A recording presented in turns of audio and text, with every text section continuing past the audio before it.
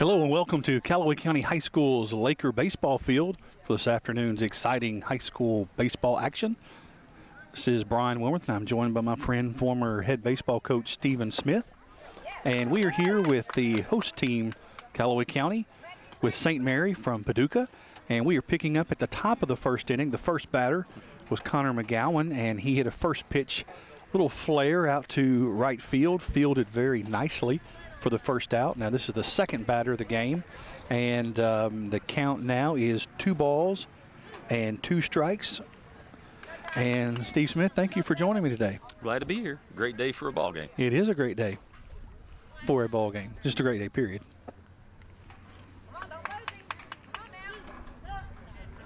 This broadcast is brought to you by Calloway Live, which is a student-run TV production group out of the high school, several classes and career pathways and majors. Ball hit back to the first baseman.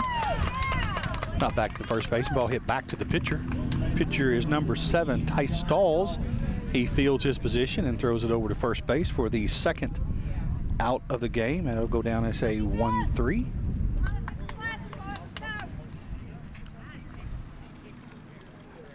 The cameras and all the equipment are being run by students here today. The only adults here are Mr. Randy Herndon, who supervises this production, and then Steve Smith.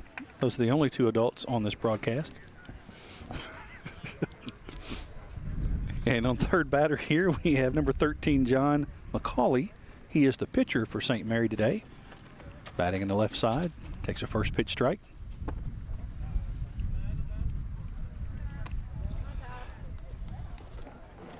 We were going to do the game Monday, but there's a lot of expensive equipment here, and with the forecast of rain, and there's really no cover to protect any of it if it starts to rain, so that got scratched, and so I was glad to see the forecast was for such a beautiful day today.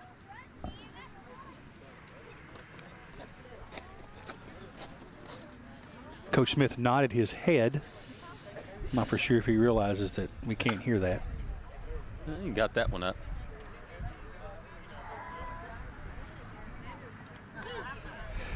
Count is now 2-2 on the pitcher from St. Mary. St. Mary Vikings head coach Matt Smith making a drive down to beautiful Calloway County Laker Field today.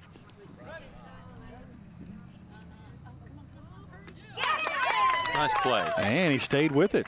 The ball bobbled a little bit, and he stayed with it and got the close play, but it'll go down as a 6-3, so they come up, 3 up, and go right back down, 3 down. Fraher kind of flipped that one up to himself. I imagine that ball was still spinning after it came off the ground. You know, when it left the bat, you know, it went up and it just looked like it kind of died. So I can imagine it probably did have some spin on it, like you just said.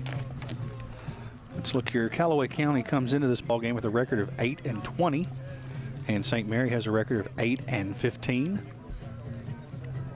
You can see first-year head coach Travis Turner wearing number 9 in what could be described as a 1980-ish Houston Astro-style jersey for the Lakers. It's different. I like it. They are sort of retro, but retro's in. The White Sox of the early mid-'80s they had uniforms like about that like too, that. Just different colors. I'm looking down the schedule for both ball teams here, and this is the first meeting of the year. That's kind of unusual. Sometimes in an area like Western Kentucky, when you get down to the last week of play, you've sometimes played each other once or twice, but this is the first time that these 2 teams have met this year.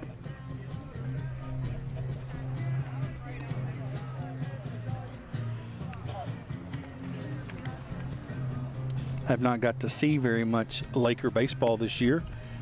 As you know, my daughter plays softball, so I spend most of my time next door at the Lady Laker field watching softball, so I haven't been able to make as many baseball games as I usually do. Excited to be here today and have a front row seat.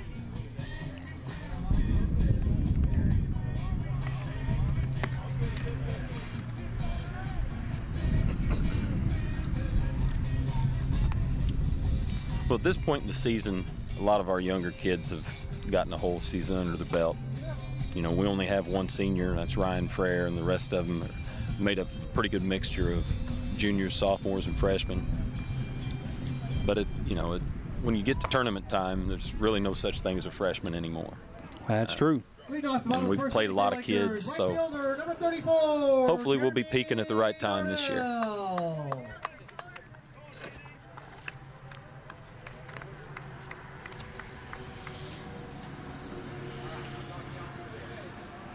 Starting off the bottom of the first inning for the Lakers, their leadoff batter, number 34, Jeremy Darnell, is a sophomore, playing right field today.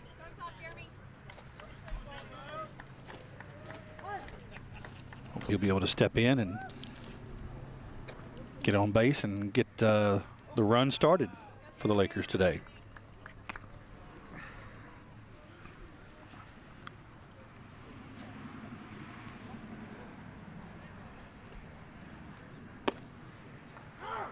Ball came in, evens the count at 1 ball and 1 strike.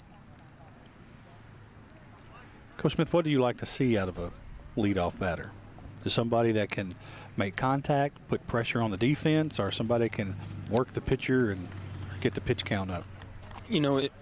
I had no philosophy on what I wanted out of a leadoff.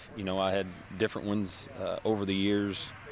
The last leadoff hitter I had was Seth Asher, and he had never really batted leadoff until he started his senior year.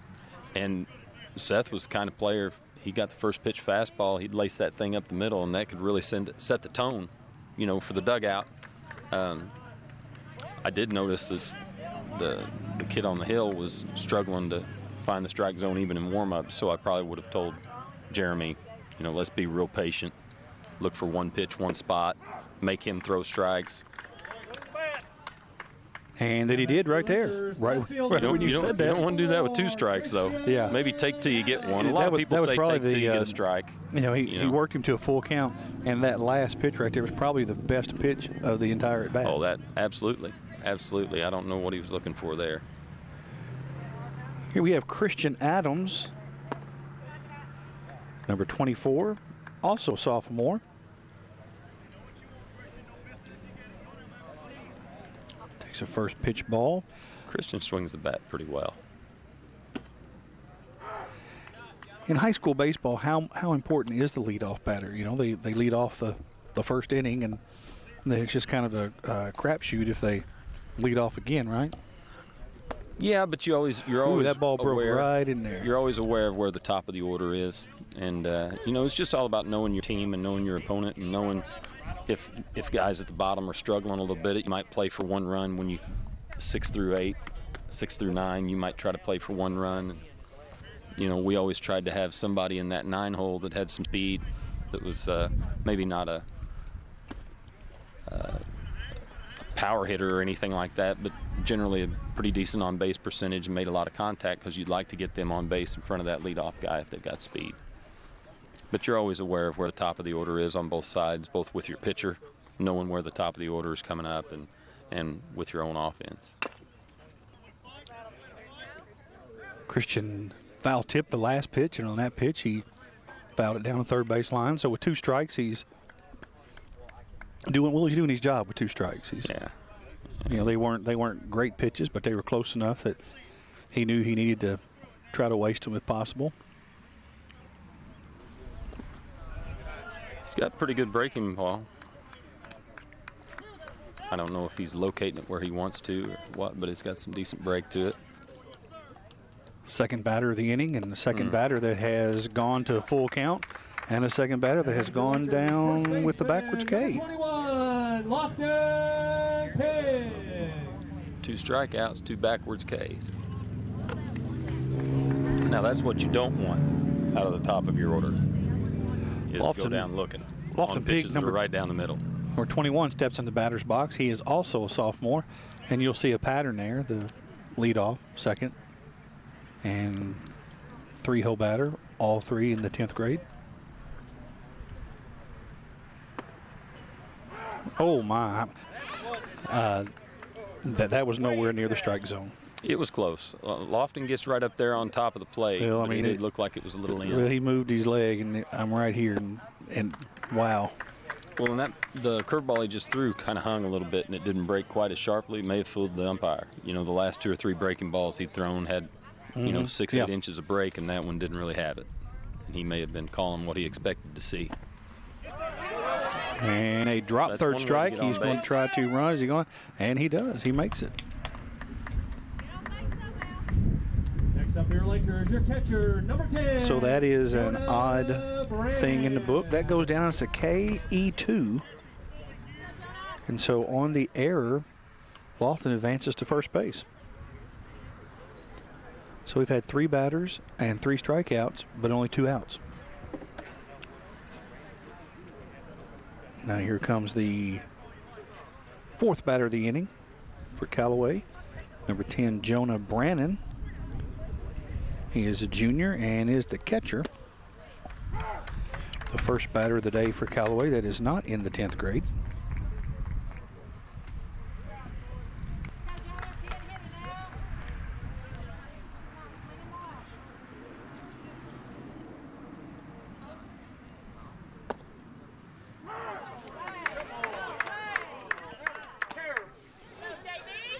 Now, O balls, 0 balls, O balls. I said O balls.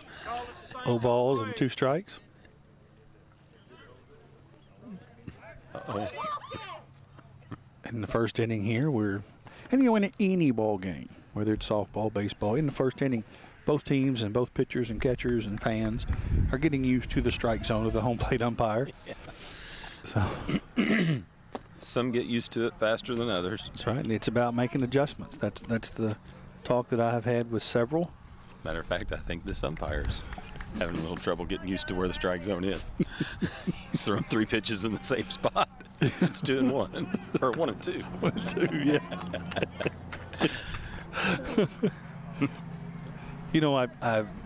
You hope that there's conversations in the dugout. You hope the dugout that they're not in there just clowning around, that they're watching, and you see, okay, this particular umpire calls low strikes. This umpire calls high strikes. This umpire gives an inch off the plate both ways. Or so in this late in the season, this may not be the first time they've had these umpires.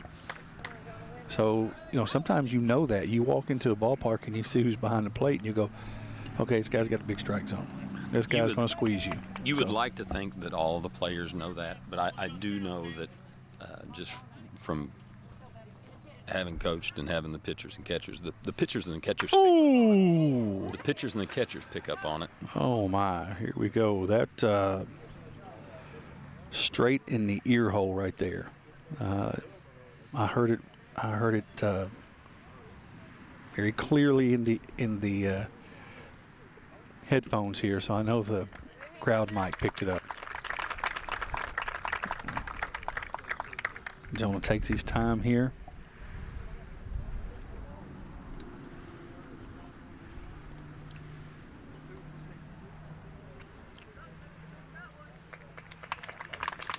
And he's going to stay in the game. Hopefully they'll check that helmet because he's catching, so he'll have a courtesy runner regardless. But I was glad to see him get up as quickly as he did. Mm-hmm. And here we go. I'm trying to see the number there, the runner. Ethan Sheridan. And there we go. Number 2, Ethan Sheridan goes in as a courtesy runner. So here we go. 2 outs, 2 on. And number 15, Carson Chapman.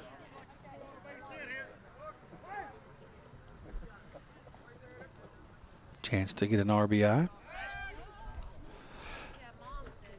Pickoff move to second is unsuccessful. And by unsuccessful, I mean the ball is in center field.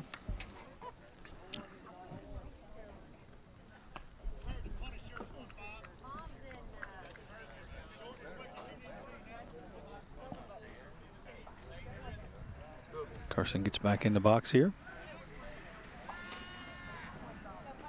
No pitch.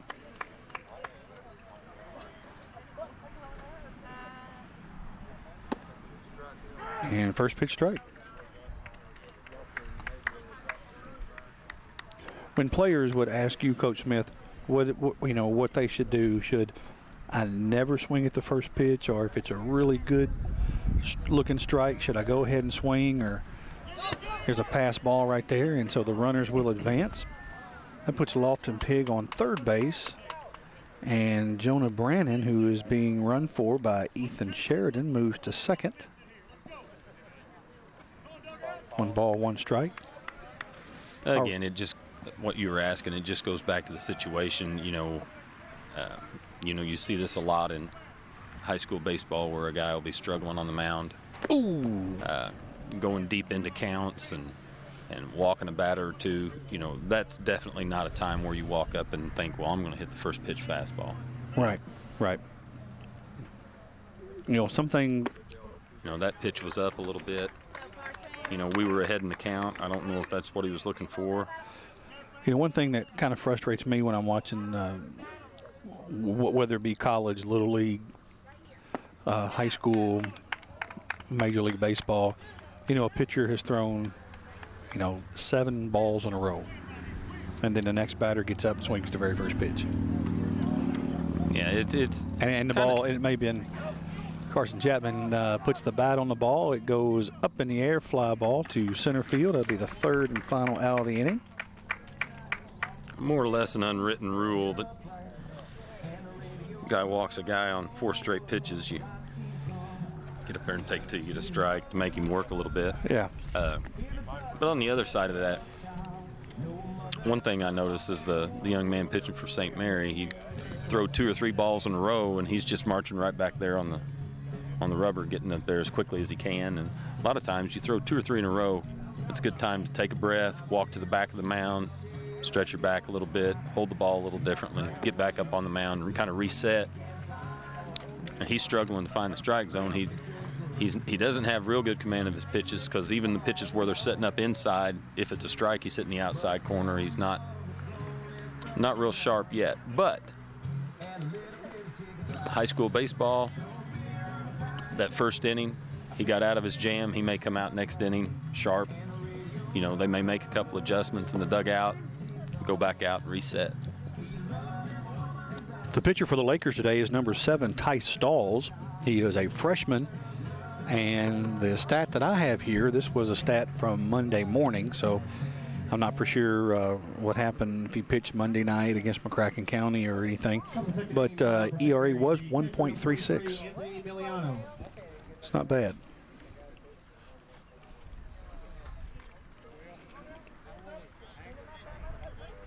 Starting off the second inning here for the St. Mary Vikings. Catcher number 23, Anthony. Ball coming a little high there.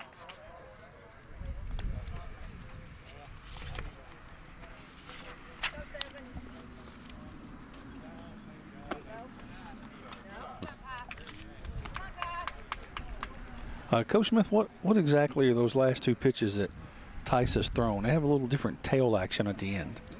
They're fastballs. They're just being left-handed, or just... A physicist will tell you differently, but left-handers generally have a little more tail, a little more run on their fastball. Some of it could be just the difference of him holding a 2-seamer and holding a 4-seamer, getting a little more action on the ball. He does have some tail to it, but he gets everything out of it. You'll notice ball fouled back. That'd be second strike. Pitches that he Full count. that he threw that were strikes didn't have as much tail on them, but the pitches that he threw that were strikes, his momentum was toward the plate. When he falls off to his right side is when his elbow drops and that ball gets up and tails away. But if he stays in the zone and stays toward home plate, he has a little more control. But when he steps off and kind of lets his body fall off to the side, he has a tendency to let the ball drift up and away. It was a good pitch to swing at with 2 strikes, and it is a fly ball out into right field. That'll go down as the F9, first out of the inning. Now coming to the plate is another left-hander, number 10, Hale Sims, first baseman today for St. Mary's.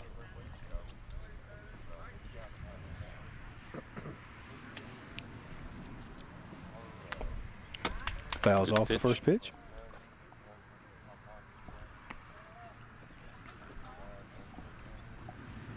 The on-deck batter hustles back and picks that up. It was awful nice of him. I would not have done that.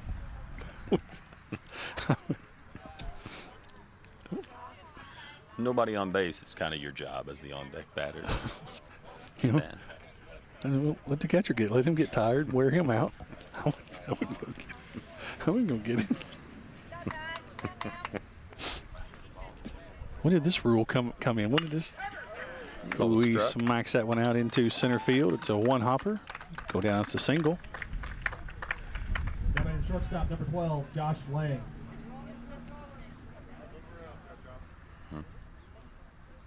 That wrong spot.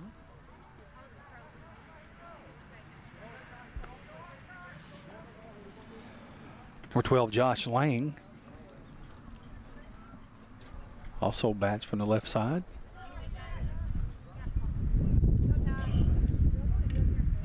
Ty Stahl's pitching from the stretch from the first time today, and the first pitch from the stretch was a good-looking strike.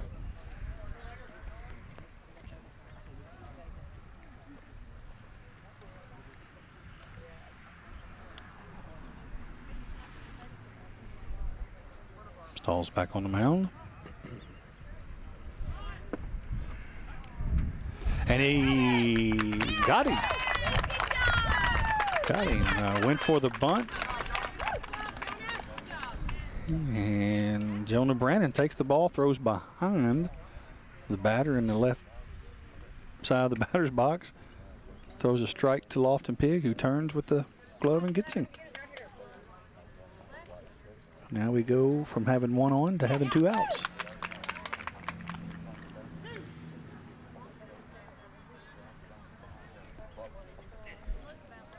And Josh Lang now finds himself with two strikes.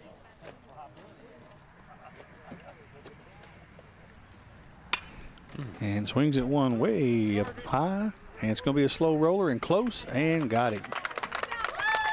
Nice play. So once again, that was 3 up, 3 down. Doesn't really matter how you get them out as long as you get them out. They got on base, get him That's out. right.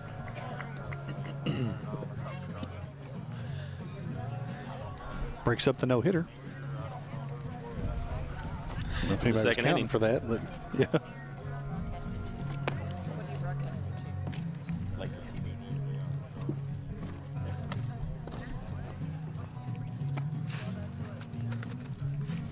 Once again, this is a broadcast by Calloway Live. We do not have a direct feed from the baseball field into the TV studio at the high school, so the game is not broadcast live, but it will be broadcast several times the weekend and next week. And, of course, it'll be on the CallawayLive.com website. You can go and, if you don't have the Callaway channel on your local cable provider, if you say you have Dish or DirecTV, or you don't live here, you can always go to CallawayLive.com. If grandparents or family members are out of state, you can always give them CallawayLive.com, the website, and they can go and view it when they have time. Leading off the bottom of the second inning for Callaway is the lone senior on the team, Ryan Fraher. Ryan Fraher takes a strike outside.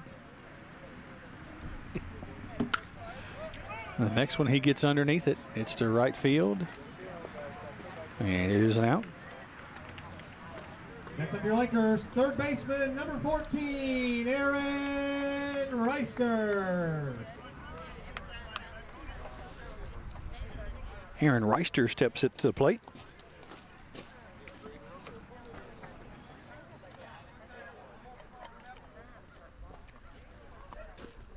Ooh. Ball was up. Ball was eyeball high.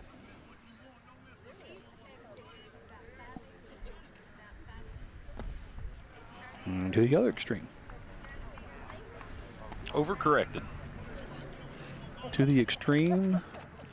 Rock the mic like a vandal. And we helped him.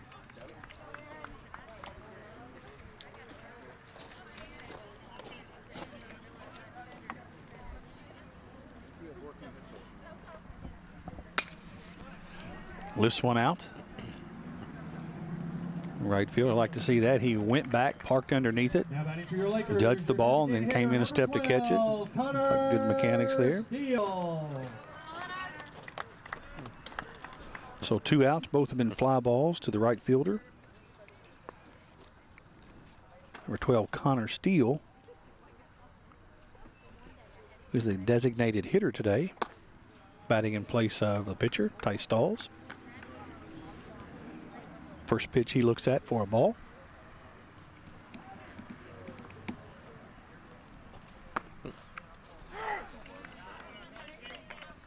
Count 1-1.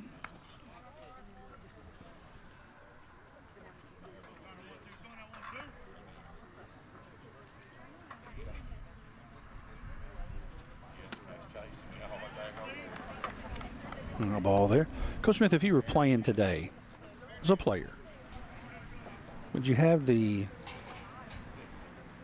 long pants or would you still like the short pants and the stirrups? We tried to get our pants as long as we could, even when I was playing.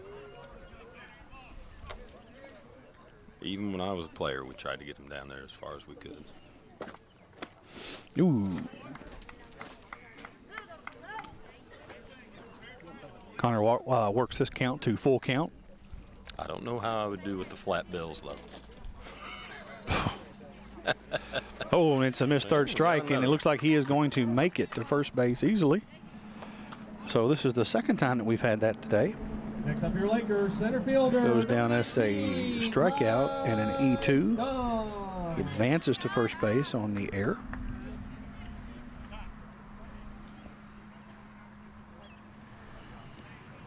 And number 19, Ty Stom, a sophomore.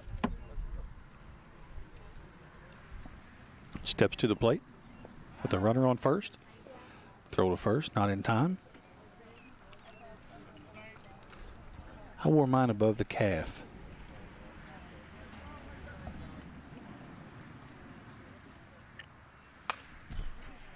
I noticed you didn't ask. I was just throwing it out there. Well, I think what did it for me was when I was in high school, when I first started high school, my older brother was playing at Clemson.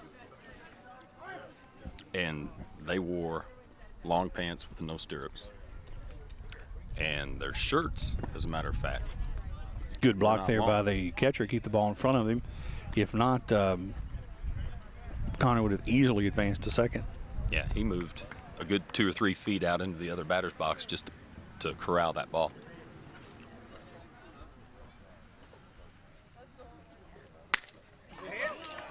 And line drive to the shortstop. Well hit. Had a good smack on it. That'll be the third out of the inning. Callaway so far has left 3 runners on base today in the first 2 innings. Like to get some of those pushed across. Maybe that's something that'll happen in the 3rd inning. So go ahead. I'm sorry. I wanted to comment on that catcher doing a good job there. Clemson, long pants. When he was at Clemson, this would have been in the early to mid-'80s, they had long pants with no stirrups, and their shirts, these were the old, polyester uniforms. Mm-hmm. Their shirts actually were untucked, and they had a band around the bottom of them. Really? So rather than having the belt line or that, the shirts fit at the waist. And you could notice it when the pitchers were throwing, the shirt would come up a little bit, and you could see the belt. It's like that would be irritating. Very interesting style. Yeah. And Clemson has held on to a lot of that tradition. They still wear the white cleats. They do a lot of things like that. But I don't know about the untucked shirts. I know. Almost looked like they needed to be playing shuffleboard in Florida. Bocce ball? Yeah. Number 7, Rhett Sutton. Playing third base today for the Vikings. He'll lead off the top part of the third inning for St. Mary. 7, 8, 9 right here.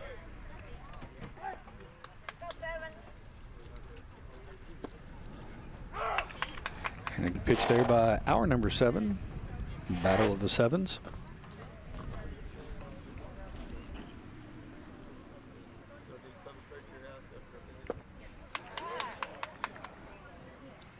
And quickly 0-2 on Mr. Sutton.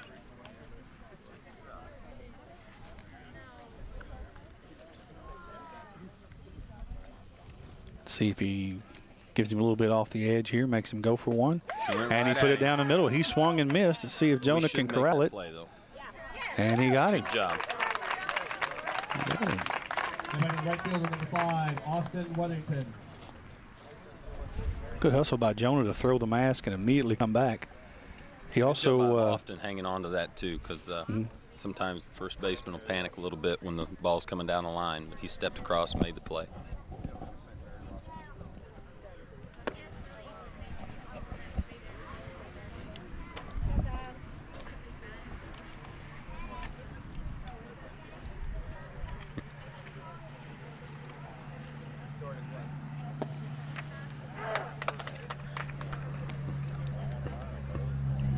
Bottom of the order, you just want to pump a lot of strikes here. Make them earn their way on. We'll dribble it down the first base line, and Lofton Pigg gets it. Steps on the bag, unassisted. Center fielder number 8, Hale Sims.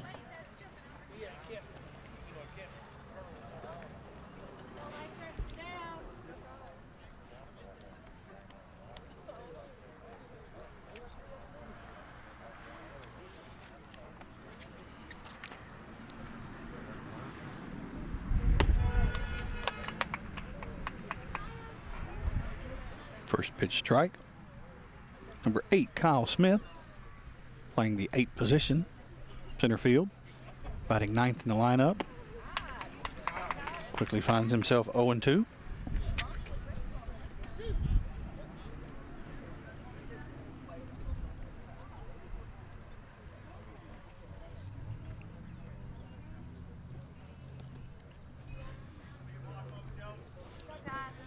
Jonah blocks the ball, keeps it from coming to the backstop, squirts away just a little bit.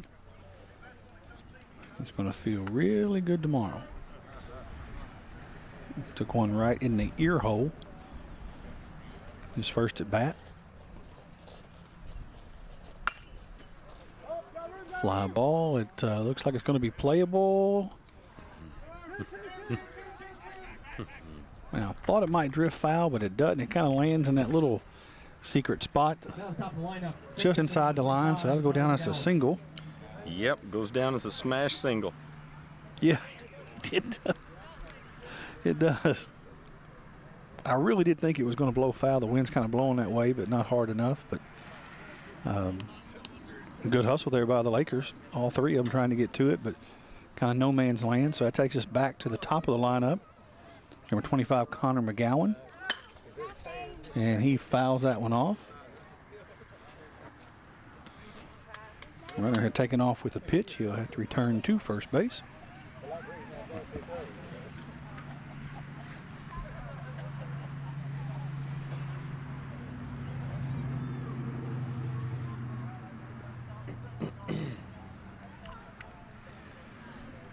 St. Mary currently has 2 hits on the day, both of them being singles. Calloway does not have a hit yet, and they've stranded 3.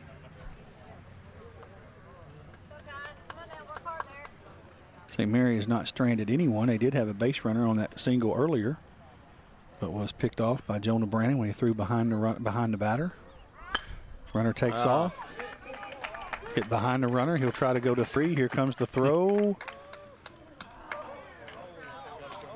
The ball got away.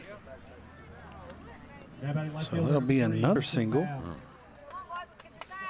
And on the base hit, Kyle Smith will advance to third base.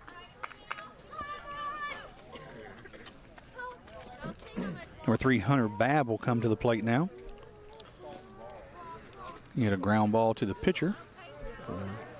A 1-3 out in the first inning. Yeah. I'd say he'll probably put this guy in motion. I don't know if he'll do it on the first pitch like he did last time. He's got a pretty good lead.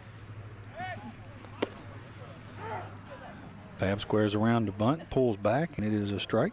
With 2 outs. I wasn't going to say it.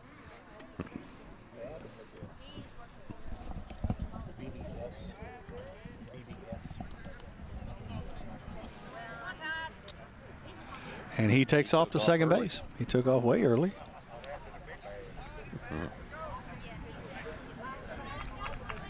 So number 25, Connor McGowan, takes second base on defensive indifference. Is that what it's called? Yeah, he I think he was trying to take off early, but he must have just taken off simultaneously with the delivery to the plate. This ball's hit out to center field. Center fielder goes back and makes the catch. F8 for the 3rd out of the inning. So St. Mary scores 0, gets 2 hits, and strands 2. So Ty Stalls got in a little bit of a jam, but got right out of it. You like to see that from your pitcher, especially if it's a freshman pitcher, right? Like to see him battle. Sitting right around 40 pitches.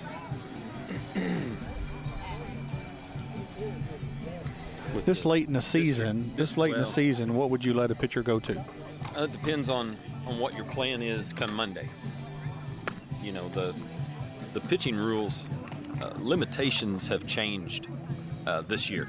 It used to be a by inning limitation. If you threw 1 to 2 innings, you could throw the next day. If you threw 3 to 5, you had to have 1 day rest. If you threw 6, you had to have 2 days rest. If you threw 7, you had to have 3 days rest. And it sounds pretty strict, but when you're dealing with teenagers and young arms, hardly anybody even pushed the limit on those. They changed it this year to pitch counts, which I personally like. Because you can put a kid on a pitch count, but if you put him on a pitch count early in the year of 50 pitches and he throws 32 pitches in one inning, you're probably just going to go ahead and pull him.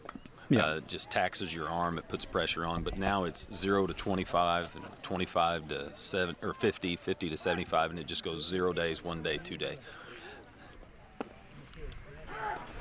Leading off the 3rd inning for the Lakers is Callaway's leadoff batter, number 34, Jeremy Darnell, takes a first pitch strike. We had talked about the leadoff batter. They're going to lead off the 1st inning, and then it's hit or miss if they lead off ever again. And here we go. Our leadoff batter is leading off for the 2nd time in 3 innings. Funny how that works out. Finds himself quickly in the hole, 0-2.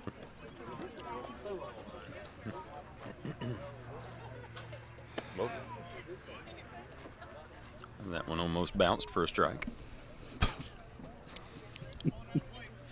But to answer your question on as far as the time of year, you know, a warm day or a very, perfect climate today for throwing. If we didn't have district tournaments coming up, I imagine he could run some of these kids out here to throw a complete game if they could manage. Ooh. And that's the 2nd Laker hit by pitch today. Your Lakers right fielder, number 24, Christian Adams. So Jeremy Darnell trots down to first base, and that'll bring up number 24, Christian Adams. He had a backwards K in the 1st inning. See what he can do with the leadoff man aboard. I would say most of the coaches in this area today, tomorrow, and Saturday will probably have pretty short work items for their pitchers just to have everybody fresh for district tournament come Monday. And Callaway plays tomorrow. They play tomorrow at McCracken County. They play tomorrow. A lot of teams will play tomorrow and Saturday. But they'll do the same thing. You know, they'll Johnny all-staff them and have a bunch of guys throw 25 to 30 pitches, things like that. It's almost like throwing a bullpen a day or two before you throw. And then on Monday at 7 o'clock, Callaway will play Murray High in the 1st round of the 4th district tournament at Murray State.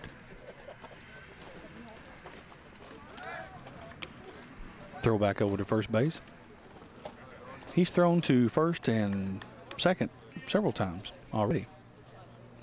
Just the beginning of our half of the 2 times in a row. And he's thrown over a lot when we don't even have much of a lead.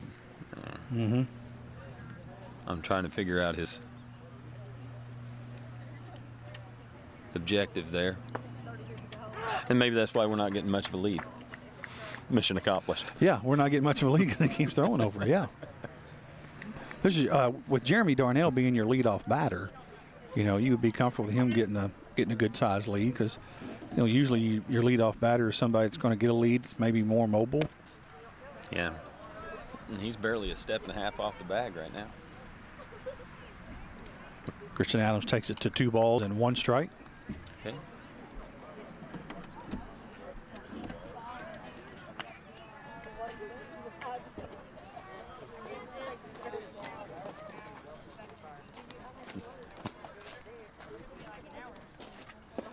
That ball comes in low. Ball 3.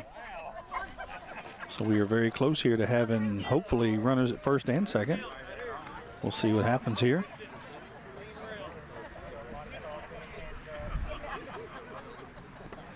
Ball comes in low. That is the first walk of the day by either team. Your Lakers, first baseman, number 21, Lofton, Pigg.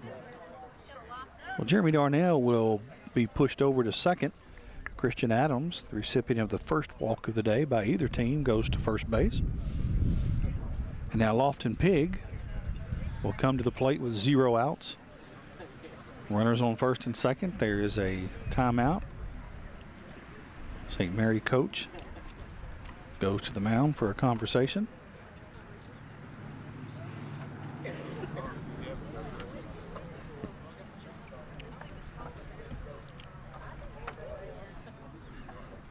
Now, as a coach, you'd be surprised how much this happens during the course of a game or the course of a season. You finally get into a situation where you've got a perfect opportunity to maybe lay one down, move 2 runners over, but your best hitter is at the plate. Right, yeah. And that's always the question. What do you do? Well, especially this early in the game, I say you let him swing. I think that's what Travis may do. He's probably talked to him and told him he's looking for his pitch. Nothing else right now, sitting on his, treating it almost like a 2-0 or a 3-1 count, looking for a pitch he can drive and don't miss it. First pitch came in high for ball 1. Next one comes in low. Motorcycle passes us on Highway 121. 6 of his last 7 pitches have been balls. Lofton standing at the plate's not helping him much either. We said he always knew Got a little bit of help there. where the top of the lineup is. So, I mean, he knows that first 2 in the lineup are on, and this is your number 3 batter. And usually your, 3, 4, and 5 are people who hit the ball pretty hard. Lofton's a sophomore, and he's played varsity for the last couple of years, and I'm sure this young man knows him, maybe even faced him before. Summer League, JV last year, anything like that. And Lofton hits one the other way, and it gets down. So that's the first hit of the day for the Lakers. Batting for your Lakers, catcher, number 10. Single for Jonah Lofton. Brannon. Christian Adams advances to second. And Jeremy Darnell has to hold at third. So now we have bases loaded and number 10, Jonah Brannon. In the first inning,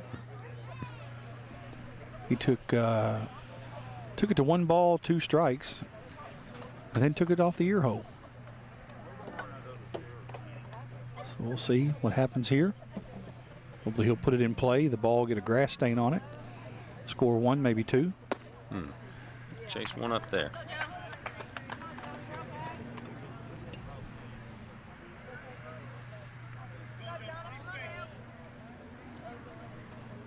Bottom of the third here at Laker Field, Calloway County High School, Murray, Kentucky. Nice day for a baseball game. Jonah hits that one back somewhere. I don't know where it went. I don't know where it There went. we go. Souvenir for a lucky fan.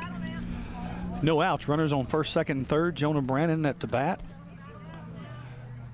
0-2 count. You always want to see somebody be a good 2-strike hitter. There it is. And there it is. He gets it out into the outfield, kind of into the gap there. And we're going to score one, score two. Lofton Pigg will hold it second. So there you go. Jonah Brannon did his job. Now batting for your Lakers, second baseman number Jeremy 15, Darnell comes in to score, and Christian Adams Chapman. goes from second Emergency runner number 2, Ethan to Sheridan. home. Lofton holds up at second. Really good two-strike hit by Jonah right there. Stayed with the curveball, went with it the other way, kept his weight back, hit it hard. Carson Chapman up to bat. Flied out to center field in the first inning. Takes first pitch strike.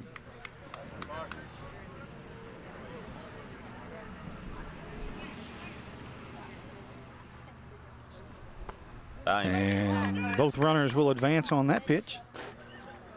Lofton Pigg will jog over to third. Jonah Brannon goes to second. So now we here have the same situation as the last batter. Two runners in scoring position.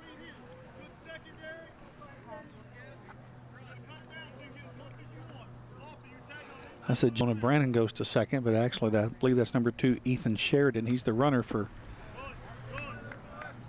Jonah, isn't he? Yeah, he's the courtesy runner for the catcher. So number 2, Ethan Sheridan, stands at second base. Ball in the gap should score him easily. And there's one hit right at the right fielder, so probably not going to send him, and he did get him back, and he falls down and hustles back. That ball was hit hard right at the right fielder, so that is,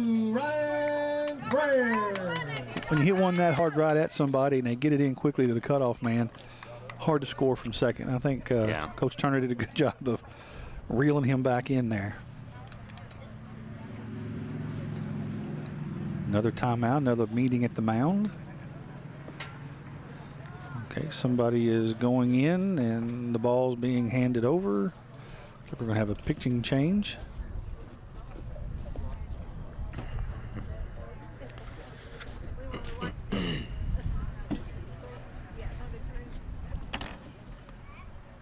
So Calloway in the first 2 innings had 0 hits, stranded 3. And now here we are. We are in the bottom part of our third. And we have 3 consecutive singles. Had a hit by pitch, a walk, and then 3 singles to take a 3-0 lead. All 3 base hits the other way, too. That's right. What are you looking for? Now pitching for St. Mary, number 8, Kyle Smith. St. Mary. What's he looking for? St. Mary. I wrote these names down, but I don't think they're spelled right. Mr. Fraher's got it.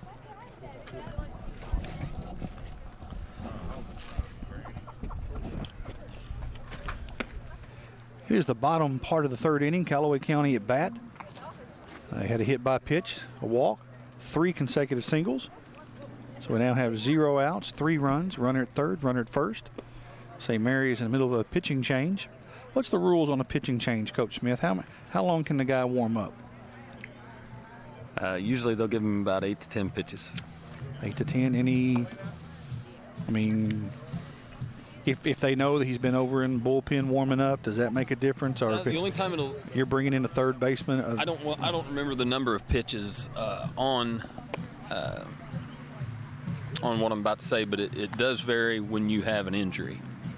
If something were to happen to your pitcher and you're bringing somebody in absolutely cold, they would change the number. They'd give you a few more pitches.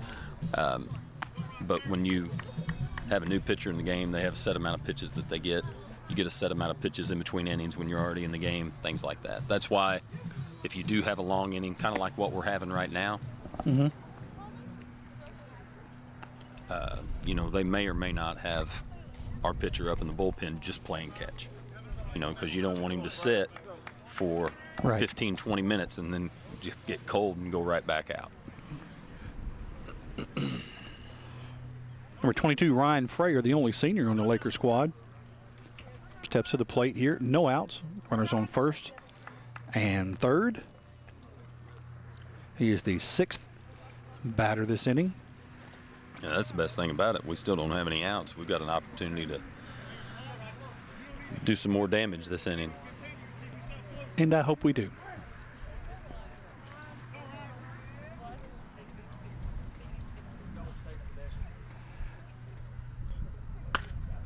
He lifts it out to center. Oh, no, didn't make it to center field. Fly out to second baseman. Third baseman, number 14, Aaron Rister. First out of the inning, number 14, Aaron Rister. I was unsuccessful in trying to acquire a St. Mary roster yesterday or today, so I haven't seen the number or name of the new pitcher yet. We'll be sure to mention him as soon as I can get a good look. He's pitching from the stretch. And a pass ball. And Ethan Sheridan, number 2, comes home to score. And Carson Chapman will advance to second. So we have 1 out. Runner on second. Kyle Smith is the pitcher. He came in from center field. Thank you, sir. Number 8, I believe. Mm-hmm.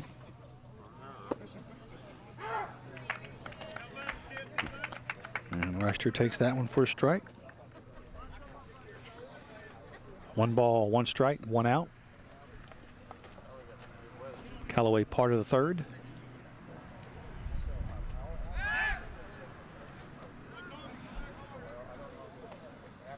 Move to second.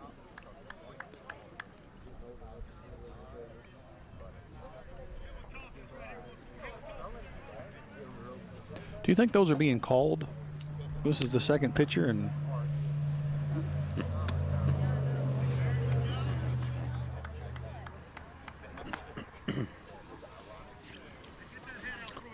both pitchers from the stretch have relatively slow deliveries to the plate. And so their defense, that's one thing I could come up with on the first. Ground ball goes foul down He third wasn't base real line. quick to the plate, so to compensate for that, he throws over to first a lot, keeps him close, and it was effective. I mean, we're not getting really aggressive, even on our secondary leads. Mm-hmm. We're not getting too aggressive.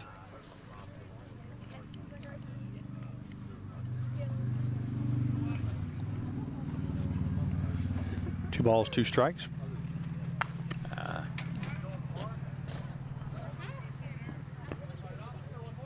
Just barely foul. Rolled up the first baseline. Thank goodness it rolled to the right side of the bag, not the left. 2 strikes. Aaron lives for another pitch.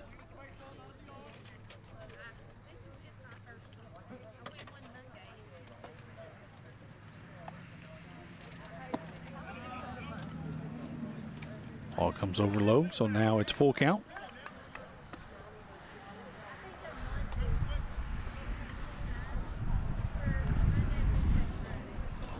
See if he can get something here and continue the streak. Actually, the streak was broke up. Oh! Different pitcher, same results. That's the third Your Lakers, your designated hitter, number 12, Connor batter to be hit today. Ouch. In the first inning, Jonah Brannon took one off the ear hole. And then lead off the third inning. This inning, Jeremy Darnell took one. And now Aaron Rister gets plunked. Number 12, Connor Steele, the designated hitter, squares around, shows bunt. And misses it. And Carson Chapman trying to advance to third. Kind of gets hung up. Same thing that happened to them a couple innings ago. A little too aggressive on the secondary on the square and didn't see the ball in the downward angle. And by the time you do that, you're so far off the bag, you're just kind of pegged. Carson, in his defense, once he saw the catcher come up to throw, he did the right thing, put his head down and go to third to try to beat it, but he just didn't have enough time. Guy made a pretty good throw. Made a good throw. It was close. Connor Steele now 1 ball, 1 strike, 2 outs. Just have a runner on first. And there's another little pickoff move. Whoa. And here we'll see how good they are. The catcher now comes. Oh.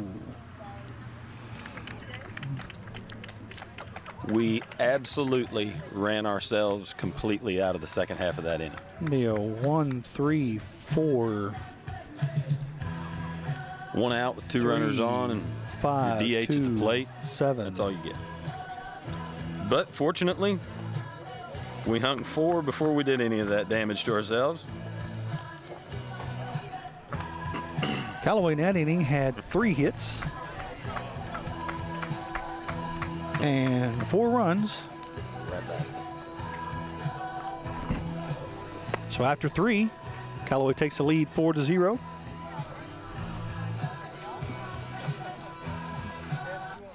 Callaway had 2 runners hit in that inning to take the total to 3 hit batters in 3 innings. Freshman Ty Stalls goes back to the mound for the 4th inning of the contest. Leading off for St. Mary on this inning will be number 13, John McCauley. That was the 4th inning leading off for Grounded out to the shortstop. It was a good play. Shortstop bobbled the ball, kind of flicked it to himself, stayed with it, made the play at first. We'll see what Tice can do here to lead off the 4th inning. Callaway County High School, Laker Field. Callaway with the lead 4-0 against the visiting Vikings from St. Mary. And here we go. First pitch is hit into right field. It is fair, and it is tailing away at the fence. Here we go. Hustled over, good play getting the ball in. Cutoff man holds him to a double. Held him to a double. Could have been a triple maybe. Cutoff man did get the ball, but he was deep in the right field to get it. That works out for us that he stops at second. So they have a man at second and at third. No outs here, top of the 4th. For 23, Anthony Milliano.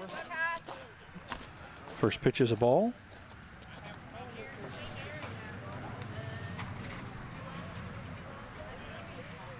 Tice Stalls pitching from the stretch. And a hit back up the middle into center field, and here comes the throw in, and they hold the man from second to third at third base. Good job. Next up, the first baseman, number 10, Hale Sims.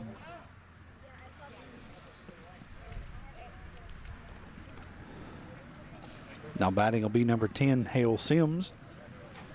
He had a single in the 2nd inning. Was picked off first base. Batter went for the bunt, missed it.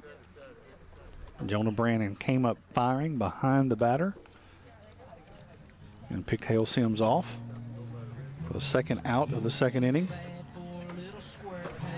So here we go. The first real trouble that Ty Stalls has been in today. He did have runners on 2nd and 3rd. Pitched out of it. And we got a runner at 1st, runner at 3rd for St. Mary. And then Hale Sims, number 10, who had a single in the 2nd inning up. And the first pitch from the stretch. And this time, instead of going to right field, Hale Sims takes it the other way to left field for his 2nd single of the day. That'll move number 23, Anthony Milliano, to second base. And that scores number 13, John McCauley. So that is 2 at-bats, 2 singles, and 1 RBI for number 10, Hale Sims. Stepping up to plate is Josh Lang, number 12. A ground out to second base in the 2nd inning. Still no outs here. Runners at 1st and 2nd. Squares around to bunt. He bunts the ball, and the ball is fielded and out at 3rd. Out at third base. Good job. Now at third baseman, number 7, Rhett Sutton. That was a really good job there by Ty Stalls. You want to use the term fields his position. They bunted the ball right back to the pitcher. He comes bounding off the mound. Of course, he's left-handed, so he's in perfect position to throw the ball to third for the force out, and that's exactly what he did. That'll go down as a 1-5 fielder's choice for the first out of the game, for the inning, not the game, the inning. I have number 7, Rhett Sutton. Rhett Sutton struck out swinging in the third inning. He led off the third with the swinging strikeout. St. Mary trying to cut into the lead Calloway has. Runner at first, runner at second. Rhett Sutton hits the ball, and it is in shallow right field. Darnell comes in, puts it away, so that'll be the second out of the inning. Austin Weatherington, number 5, steps to the plate. Hit a ground ball to Lofton Pigg at first base. Last inning, Lofton fielded the ball and stepped on the bag. So here we go. And Tice Stalls has him chase one that's outside.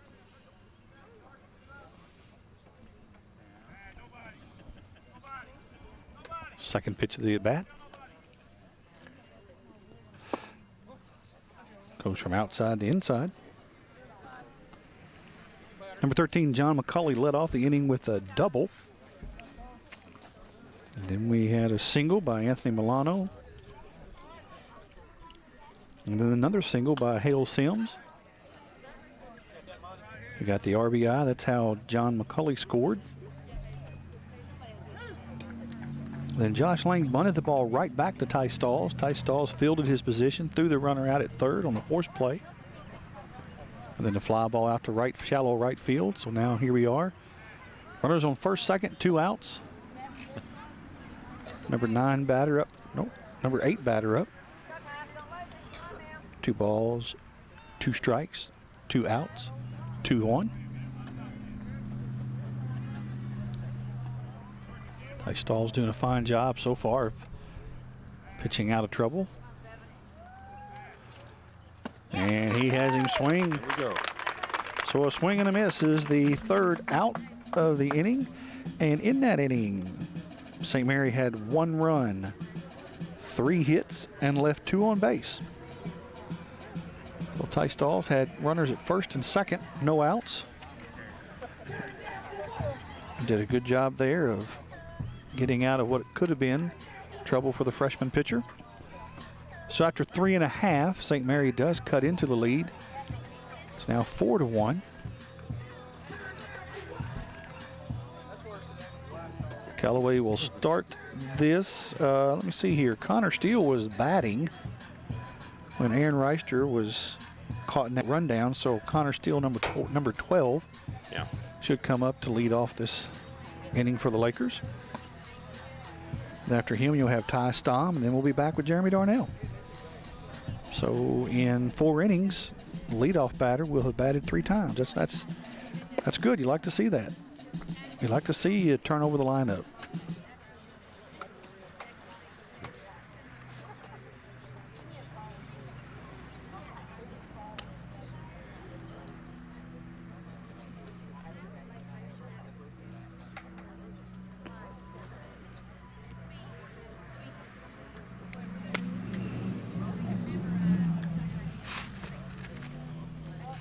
In the first inning, Jonah Brannon was up to bat. He was our 4th batter of the inning, and he took one in the ear hole, and it plunked that batting helmet, and it kind of sounded like a ball bouncing off the shell of an armadillo, didn't it? Yes, it did. Out of your Lakers, number 7, Ty Stalls.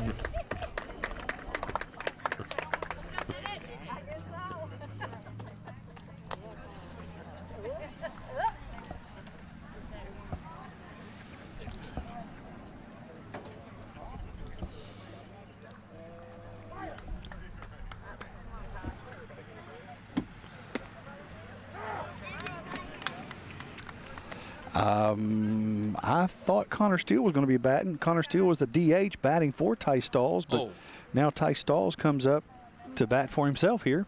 Kind of threw me off there for a second. And it's 0-2. I thought we were batting out of order. When he said Ty Stalls, I thought he said Ty Ty Stom. Stom. Oh, okay. And I thought, as an announcer, do we say something to the coach? Hey, pull him out.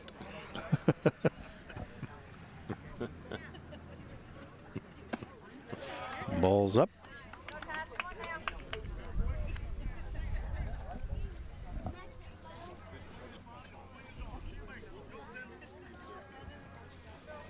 One ball, two strikes.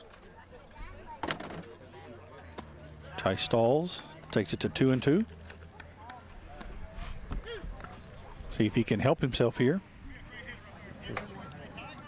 Doing a good job pitching today for the Lakers.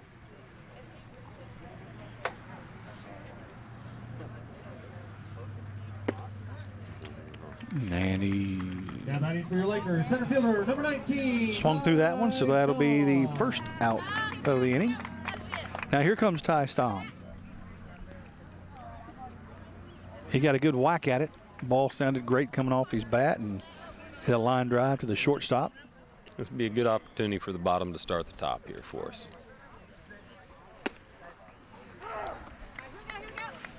First pitch strike, number 19, Ty Stom.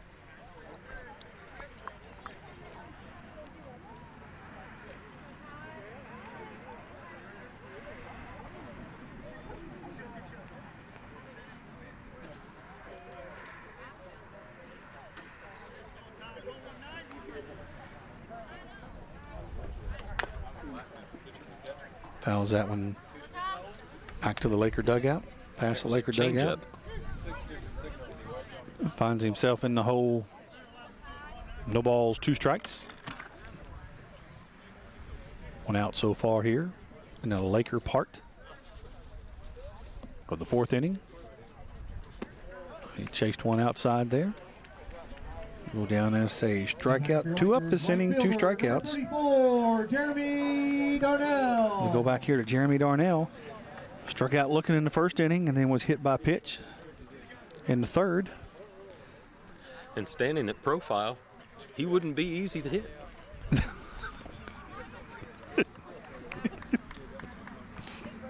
Ball comes in low. Ball one. Yeah, you couldn't throw it. You threw it at him 10 times, you wouldn't hit him. Be lucky to hit him twice. Of course, I think when I was a junior, I got hit 9 or 10 times, and I wasn't much bigger around than that. So You probably said something during warm-ups to upset everybody. no, I had trouble hitting the curveball, so I crowded the plate so I could get ahead in the count, and it didn't always work out to my advantage. Did you crowd the plate so that the plate simply you disappeared? Get up on the plate so that they would throw inside and move me off the plate a little bit, but to do that, they would get behind the count, and then I would see fastballs, and I could sit on those and hit them, which is one thing. Both teams tonight, I think, or with our team, I've seen us with a much improved at taking positive swings and positive counts. You know, when we're up 2-1, 3-1, 2-0, we're putting much better swings on it.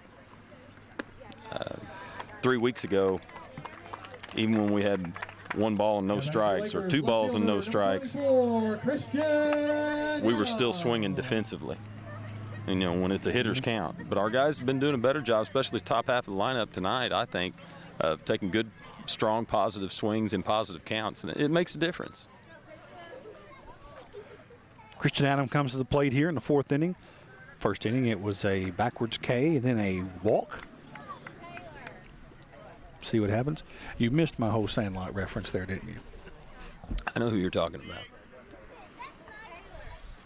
That was pretty clever. Catcher does a good job of blocking that ball with the runner on first.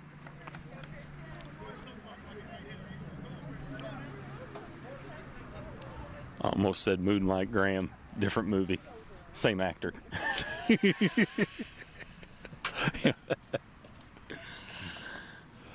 And one comes inside there. Christian wants no part of that, backs out. 3 have already been hit today. Doesn't want to be number 4. See, right here's where he just needs to be sitting on his pitch and nothing else.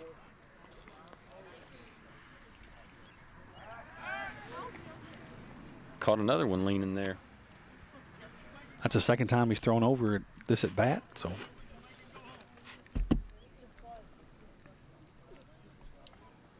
Just sit right back on your pitch right here and drive the ball.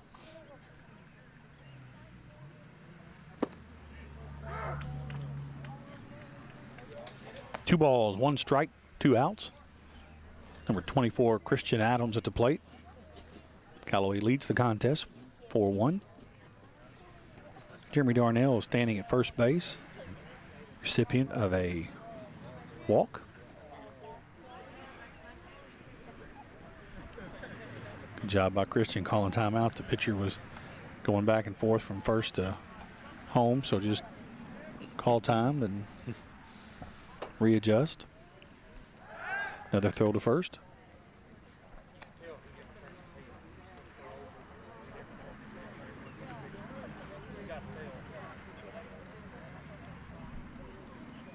And here we go. Ball's outside. 3 balls, 1 strike. Number 8, Kyle Smith is the pitcher right now for the Vikings from St. Mary. He came in the 3rd inning, replaced number 13, John McCauley. There we go. There we go.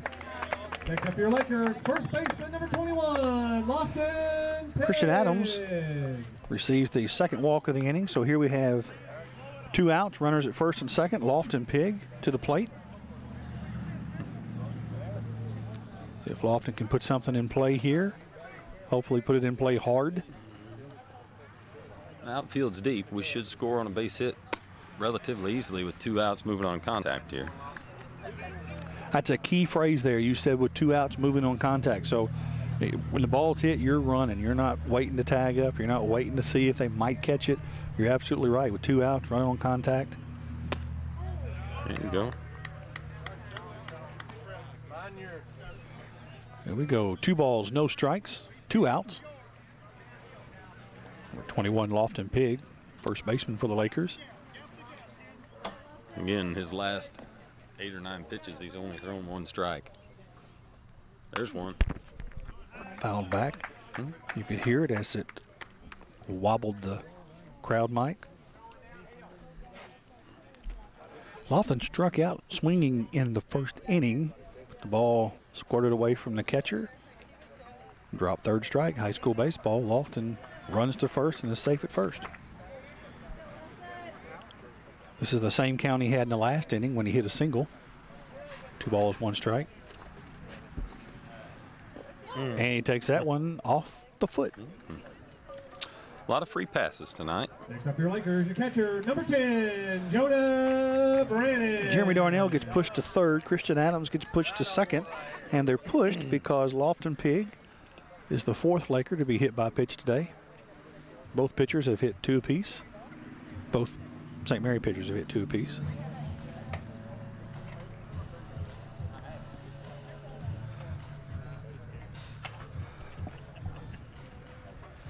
Timeout by Matt Smith, coach of the Vikings.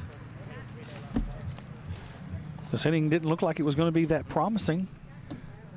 First 2 batters, both struck out. They went back to the top of the lineup and walk, hit by pitch. So here you are with bases loaded. You had nobody on, 2 outs, and now bases loaded. And number 10, Jonah Brannon, he's been on base twice today. First one is when the ball bounced off his left ear, and then he had a single.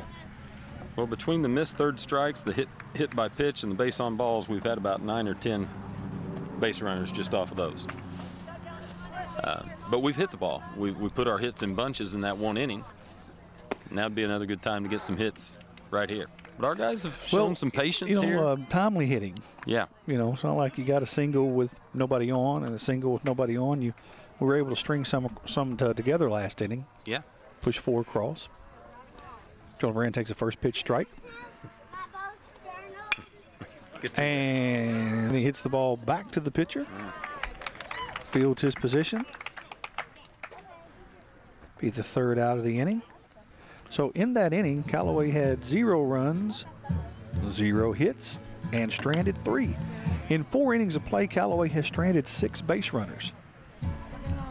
You got to think that it's not something that Coach Turner likes to see much of.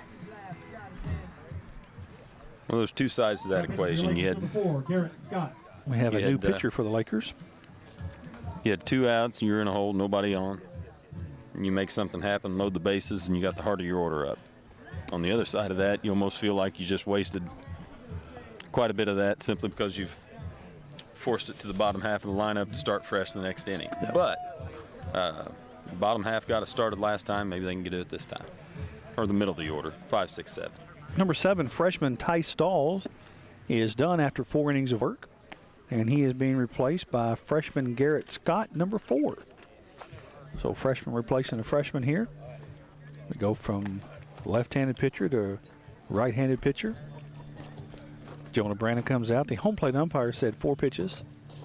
I'll let you take 4. I really like our young pitching staff. You know, in some ways, you know, you're sitting here talking about freshman, sophomore, junior. Some of these freshmen, they've just been kind of thrown to the wolves this year.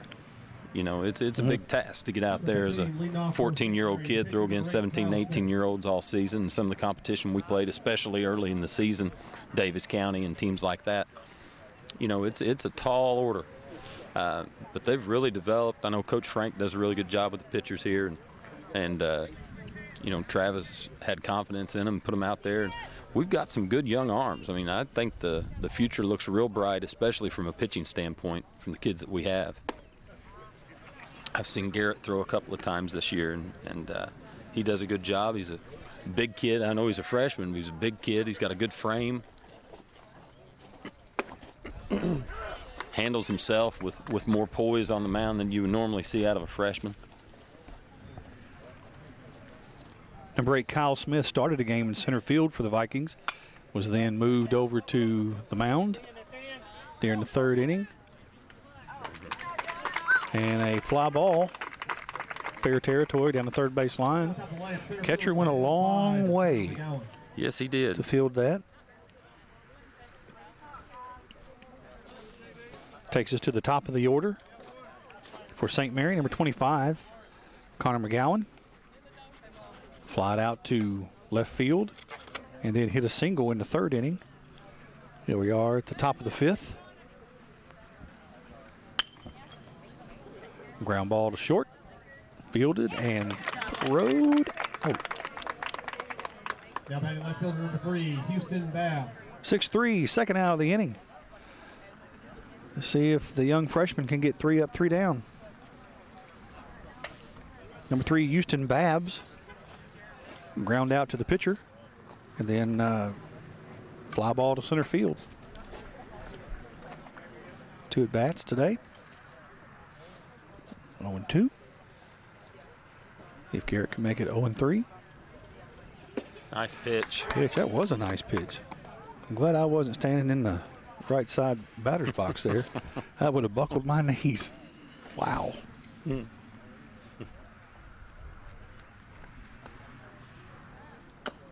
And that was even better.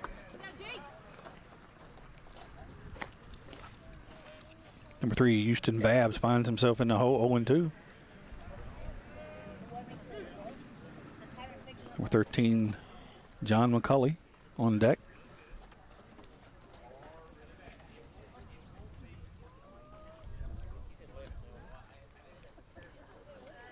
Time is called.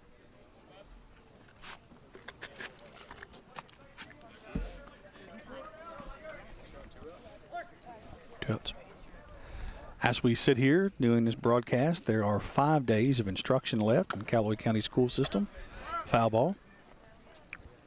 Always a lot of exciting things going on at the end of the year. You got baseball, softball. Track regionals are actually tonight while we're doing this broadcast, while we're recording this broadcast.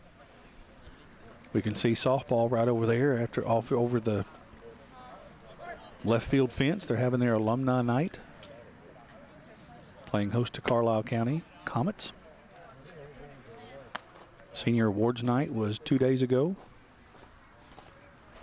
Busy time in the season. Baccalaureate is Sunday. Ground ball to second base. Fielded cleanly, and there you go. Pitch and catch. 4-3 for the third out of the inning. So there we go. We have 0 runs, 0 hits, and 0 left on base for St. Mary. After 5 innings, St. Mary has 6 hits. They've left 4 on base, and they've scored 1 run. And what did I do with my Laker sheet? A pretty solid performance by 2 freshman pitchers thus far. You know, Ty got in a little bit of a jam there in the 4th inning, worked his way out of it, fielding his position and hitting his spots, minimized the damage, turns it over to Garrett. Garrett comes in, gets command of his curveball early. Yes. First one he threw, kind of a hanger, but he threw it for a strike, and then he stayed with it. I think 4 of the 5 pitches he threw that hitter were curveballs. Didn't slow his arm speed down. Got good sharp break on all of them. Now he's behind the plate. I'm telling you, I think for the next 2 or 3 years, we're going to have a staff to be reckoned with. Well, even longer than that with the freshmen. we have a different catcher for St. Mary. And you mentioned the track regionals. We've got several kids up there tonight in Paducah with legitimate shots to do very well in their events. And advance to Lily next Lowe, week's Jacob Friedrich, track state championships. Kelly Norton, Cameron Cooper. And a shout out to a 7th grader making her first regional appearance, Ainsley Smith. I'm not familiar with that name. Carson. She's an up-and-coming runner. And what is her event? Well, she's running the 3,200 tonight. Oh, is she in Bless trouble? her Is this heart, punishment? Katie Allen, who normally runs the 3,200 with Kelly Norton, is down sick, and so Ainsley got the call to step in and try to help the team as best she can. So we're wishing her the best of luck. Carson Chapman steps to the plate. He is our leadoff batter for the bottom of the 5th inning.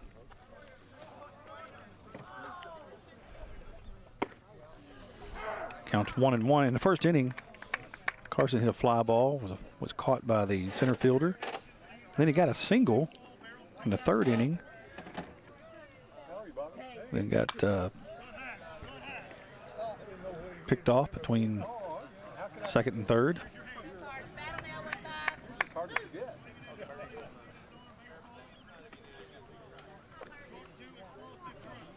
Carson Chapman can get something started here. This would be great if he can. Hit sharply to the 3rd baseman. Throws it across the diamond. For a 5-3 out. Ryan Fraher. Number 22, Ryan Fraher, led off the 2nd inning, flew out to right field, and then flew out to the 2nd baseman. With the exception of the plunked batters and the strikeouts that reached base, it's been a relatively cleanly played game defensively. Both teams have made the routine plays look routine. You know, you're right. I'm trying to recall any fielding errors that I've even seen. I haven't seen any stat sheet as I look down, but then again, I didn't bring my glasses, so what I write down, I have difficulty reading. With 2 strikes, he protected the plate, lifted the ball out to right field. Your Lakers, your pitcher, number 4. 2nd out of the inning. Garrett Scott. So now, instead of having number 14, Aaron Rister, we're going to have number 4, Garrett Scott, who is pitching.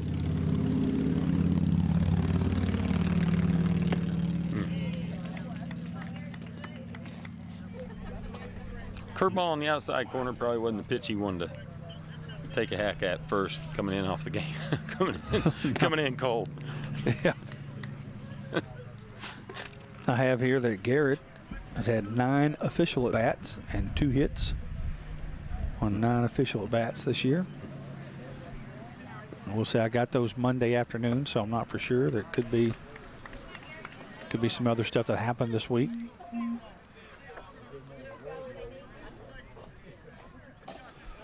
That noise you heard was my wife's plane. It just landed in Nashville.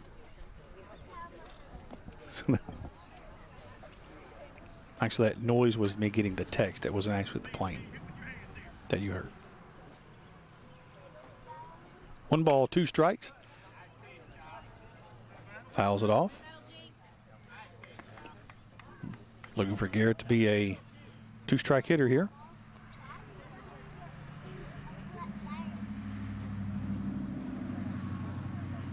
And, ooh, a different catcher out here. Number 7, Rhett Sutton is the new catcher. Did a good job of getting out from behind the plate to snag that one. Nobody was on. Nothing would have hurt if he hadn't caught it. Gary hits that out of play. Lives to see another pitch.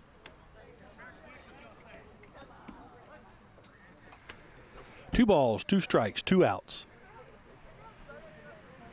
And a swing and a miss and drop 3rd strike. Ooh. And almost made it there on the throw. A lot of things went wrong for St. Mary there. But they got the out, and they got out of the inning. It was kind of like the old Walter Hagen adage in golf. 3 bad shots and 1 really good shot, you get a par. Calloway. First baseman made a good scoop at first. That's about all you could say. Well, Calloway made a good pitch. Calloway had 0 hits in the first inning, 0 hits in the second inning, 3 hits in the third, 0 hits in the fourth, and 0 hits in the fifth. Well, like you said, timely hitting. Yeah, we put them together when we needed them. Well, you always need them, but Garrett Scott goes back to the mound here. You know, and a lot of times in high school baseball, you'll see that, though. A team will come out and hang a big number. And as a coach, it's always in the back of your mind, stay on top of things, guys. Stay sharp, stay focused. You don't want to have a letdown or anything. And I don't think we have. There are a lot of things that came into play there. A lot of it was just the control issues with their pitcher. Mm-hmm. He managed to hone in and throw strikes in the 3rd inning. And we hit the ball. Coach Smith, you can kind of get lulled to sleep with walks and things like that. But so can your defense. And so far, their defense has kind of held strong, even though that they may go, 10 minutes sometimes between having a ball hit to them. Mm-hmm.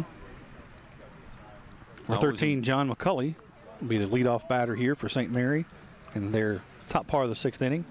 What you said is true. 2 weeks ago, my daughter was playing in a 14U softball tournament, and they had made it to the championship game. We were playing that night in Illinois. And in the championship game, the other team's first 5 batters of the game scored, and we had 0 outs. And I'm thinking, oh no, it's 5-0, no outs, first inning. Came back, won the game 6-5, won the championship. So that's exactly what you were just saying. Baseball and softball are, unlike a lot of team sports. There's no clock. So there's no time limit. A lot of things can happen. It's the only sport that I can think of, essentially, where the defense has the ball. Mm-hmm. So there's just a lot of control issues that be out of play, and it is there that you don't get in other sports. And like I said, sometimes you can have a letdown. Making a pitching change can make a lot of difference. Just a lot of factors that come into play. But I can tell you, as a former player, I always enjoyed playing behind somebody that threw a lot of strikes. It was almost like the more balls that were put in play, the more confident the defense became. Mm-hmm.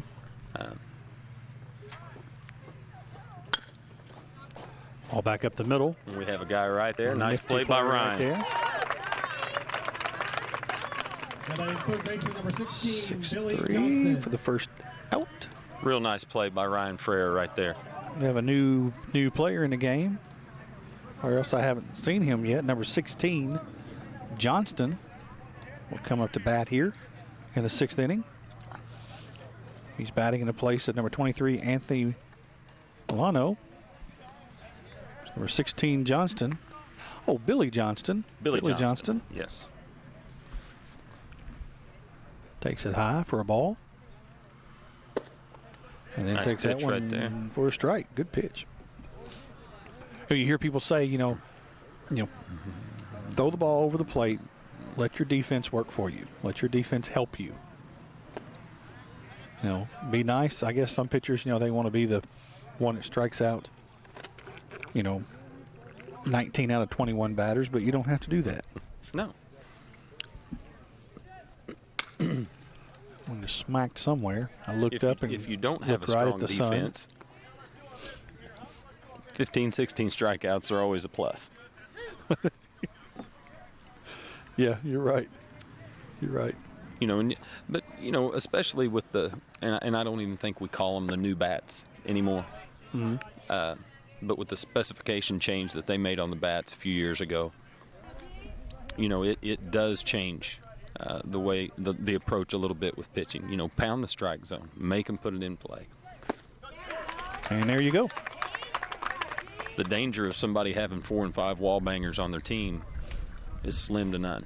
Especially down here in this region. So if you can get up there and pound the plate, you're going to have some balls put in play that any defense is going to be able to handle. Number 10, Hale Sims comes up to bat. He had a single in the 2nd inning and a single in the 4th inning. Takes first pitch for a ball. We're in the top half of the 6th inning here. Calloway County Lakers, last home game of the season, hosting the Vikings from St. Mary. Freshman Garrett Scott, it's his 2nd inning of work. He replaced Ty Stalls, the other freshman pitcher, left-handed pitcher, who pitched the first 4. Right down the middle. That was hard to let go there. Hale Sims has had 2 at-bats and 2 hits. Ooh. Good pitch. Good spot. That was a good pitch. With 2 strikes, that was a good pitch.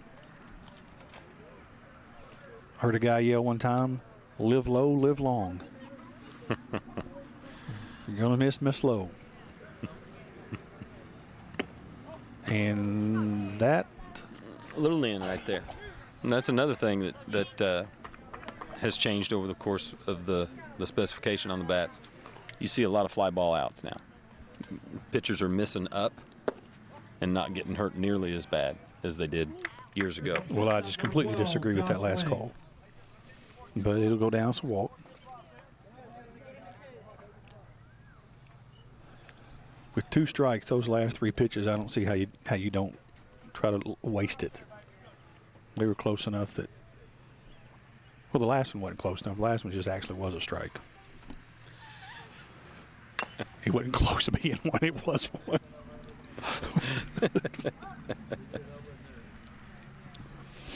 Number 12, Josh Lang steps into the left side batter's box.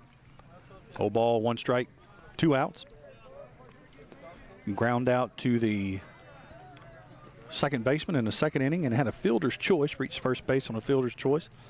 He bunted the ball right back to Ty Stalls, who threw the ball to 3rd for a force out. Fouls that one back here. And I moved my head even though I'm behind this protective net. I did a little head bob there.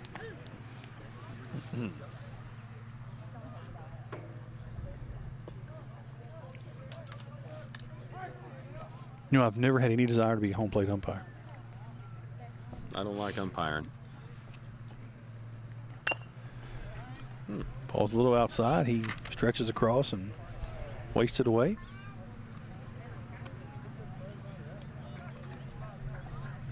I always wanted to be a first base umpire. I've umpired and I've refereed, and I can tell you they can have it. I'm glad we have guys out there I'm glad we have guys that want to do it. I know in the last few years they've been struggling to find umpires in the first region for a lot of sports. And, you know, talk about a thankless job. We do have some guys in the region that have been doing it for years and years and years, and we're going to have some turnover here in the next couple of years. I hope they get some young guys out here and get them going. But I certainly wouldn't want to throw my hat in the ring. 2 balls, 2 strikes, 2 outs. Runner on first. Hale Sims, number 10, standing at first base. He has batted 3 times and reached first base safely all 3 times. Ball comes in, looked like it was a little inside there. Josh Lane works it to a full count. I have never had any desire to be a basketball referee. No. And he missed outside. Second walk of the inning, second in a row. So now Hale Sims gets pushed to second base. Josh Lang takes his spot at first. And Rhett Sutton comes up. In the 3rd inning, he struck out swinging.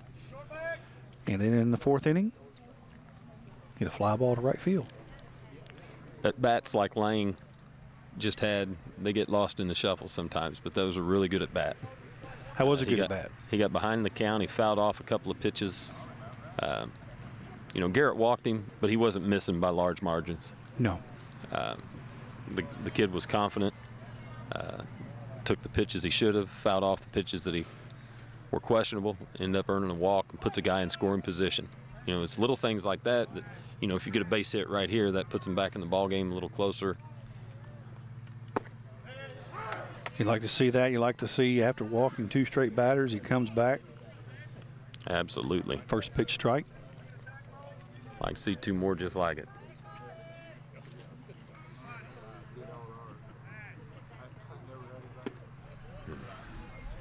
Two outs. 2 on for St. Mary. Ty Stahls pitched the first 4 innings. He was in trouble twice. Pitched out of it. In 4 innings, he only gave up 1 run. There you go. Good play by the second baseman. Yeah, nice play by Carson. Chapman. Carson goes over, cuts the ball off, makes a good throw to first. 4-3. That's the 3rd out of their top of the inning. And that has to give our pitcher some confidence, too. You know. No runs, no hits, 2 left on. 6 left on for St. Mary so far today. 6 innings of play. If everything goes as planned, this will be the last at-bat for the Lakers. I say that because we don't want to give up any more runs and get the game tied where we have to bat again.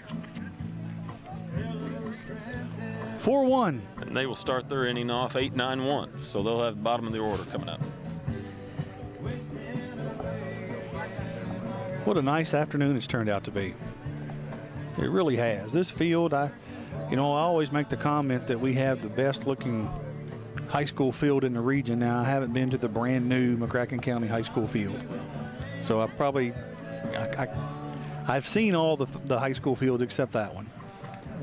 But, I don't count Brooks Stadium. That's not really a high school field. But I believe that our parents, our booster club, our coaches, they do such an outstanding job on this field. It really does look nice. Kind of sad this is the last home game this year. Yeah. We've had some cold, dreary weather, and here it is now. It's a beautiful day, and get to enjoy it. I don't think there's a visiting team that shows up here that doesn't compliment the facility. Like you said, a lot of hard work goes into it, and that's the facility itself. Now, the playing surface, a lot of that goes to the players. They put a lot of effort, time, blood, sweat, and tears on raking and tamping and dragging and all that, and the coaches do the mowing. But yeah, Calloway County has one of the nicest yards in the first region, no doubt about it, maybe even in this part of the state. I still say the wall was probably, in my opinion, the #1 improvement that they've made. It just sets everything off. It closes in the park. It's big time. Yep. On the 6th inning leading off your Lakers, right fielder number 7, Ty. Gives it a nice clean look.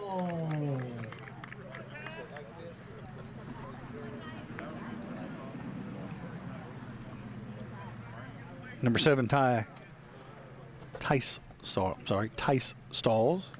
Comes up to bat. He batted in the 4th inning. Went down swinging. Pitched the first 4 innings for the Lakers. First pitch strike.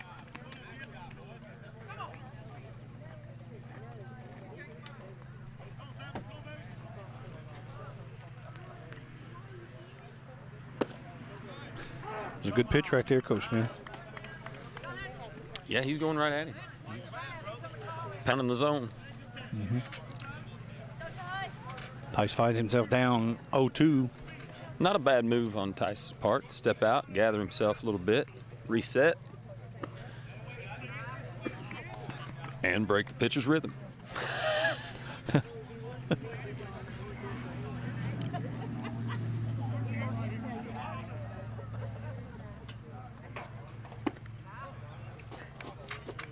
That was a good miss right there. Started on the outside, then broke just a little bit outside. 2 strikes. That's a good miss to have the pitcher, have the batter try to chase it. He goes down after that. Once in shallow center field, and it is caught by the center fielder. I had to wait and see. A good diving catch there. He ran a long way. He ran a long way to catch that ball. Yes. That's part of it. You know, there's diving plays, and then there are diving plays where you have to run a long distance. He ran a long way to catch that ball. Good communication. You notice right at the last minute the shortstop bailed. And I've always been told the outfield goes back until the infield goes back until the outfield calls them off, and that's exactly what it looked like happened there. It was a nice play. First pitch strike. Second pitch strike. Second batter in a row to go 0-2 quickly. He's going right at us. Tice Tom hit the ball hard in the 2nd inning. Line drive to the shortstop. With 0-2, he fouls one off there.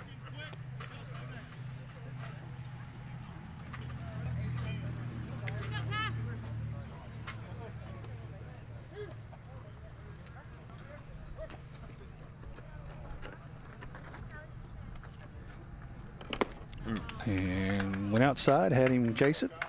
Down for your Lakers, left fielder, number 34. Second out of the inning. Darnell. Number 34, Jeremy Darnell.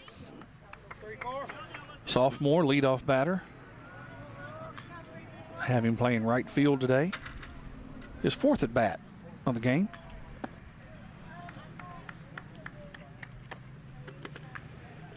In the 4th inning, he walked, stranded at 3rd. 3rd inning, hit by pitch, scored. 1st inning, he watched the 3rd one go by. He's gotten better as the day's gone on. He struck out looking, hit by pitch, walked. Now it's time to get a hit. It's not exactly the cycle, but it should count as a cycle.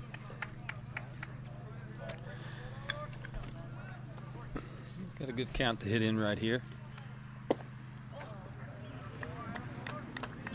That was close. That was a good miss.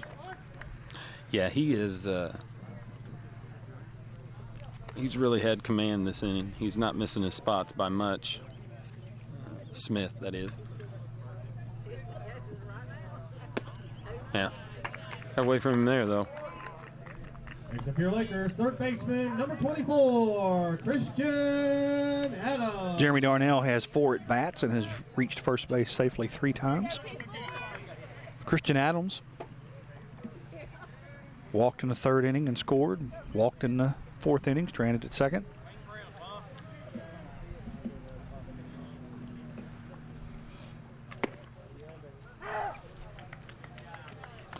First pitch strike.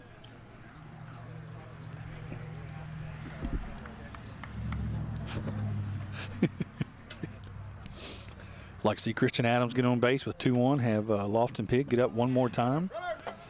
Ball's thrown in. Read. Jeremy broke as soon as he saw that ball in the dirt.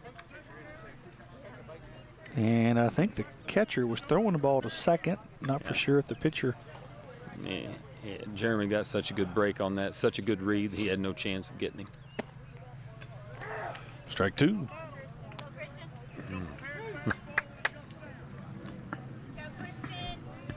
Runner on second. 2 outs, 1 ball, 2 strikes. Christian Adams, number 24 for the Lakers here in the bottom of the 6th inning. Yeah, inside corner.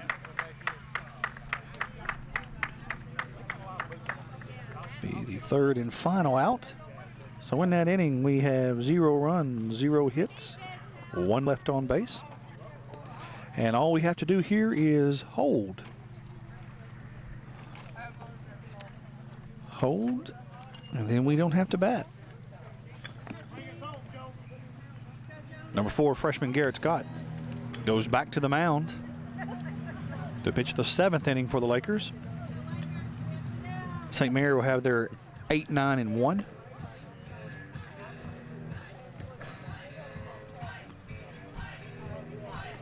Hopefully that's all that we will face this inning.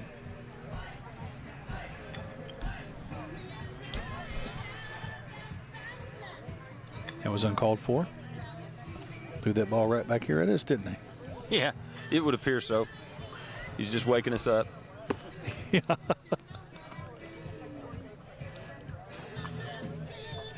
Top of the 7th, it'll be number 5, Austin. I'm sorry, couldn't read my handwriting. I put the middle bar there on the A solo. It looks like a D. It's Austin Weatherington. Number 5. Ground ball out to first base and then struck out in the 4th inning. Ball has been taken down to second, and here we go. Right fielder number 5, Austin Weatherington. After Austin, it'll be the pitcher, Kyle Smith, number 8 for the Vikings.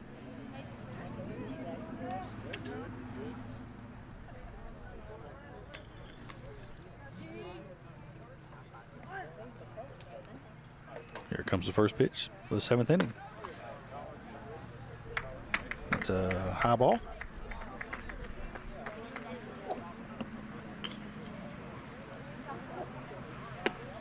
And outside. 2 balls, no strikes. On number 5, Austin Weatherington.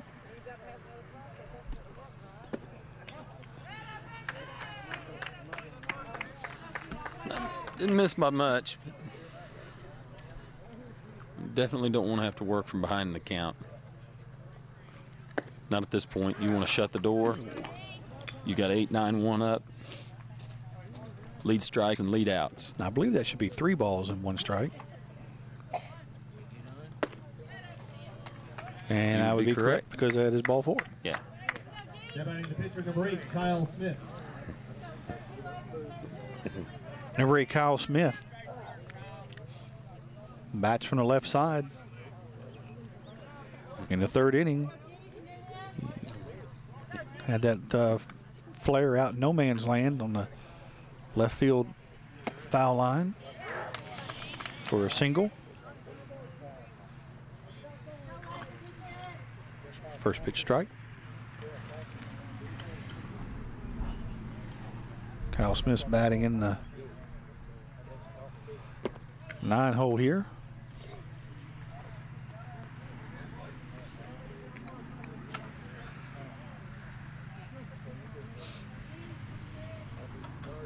One, no outs. Runner on first. Runner on first is number 5. Weatherington. Ball is fouled back.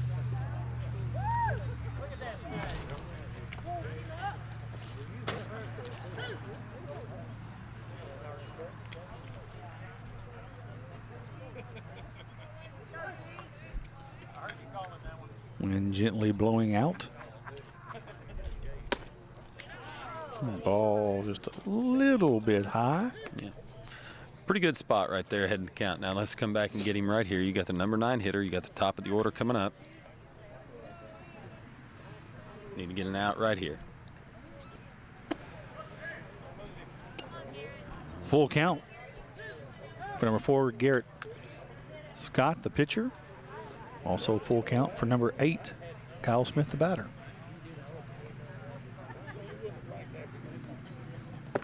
And he has him swing through it. Threw the ball up a little bit. There we go. That same pitch was a ball, and he swung at it that time, so makes it a strike. 1 out. Going to the top of the order, number 25, Connor McGowan.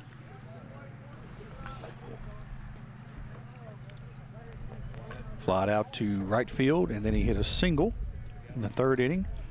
And a ground out to shortstop in the 5th. He's not going anywhere. First pitch strike. I love saying first pitch strike when we're pitching.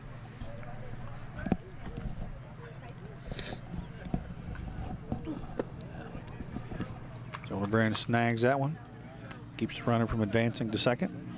1 ball, 1 strike, 1 out.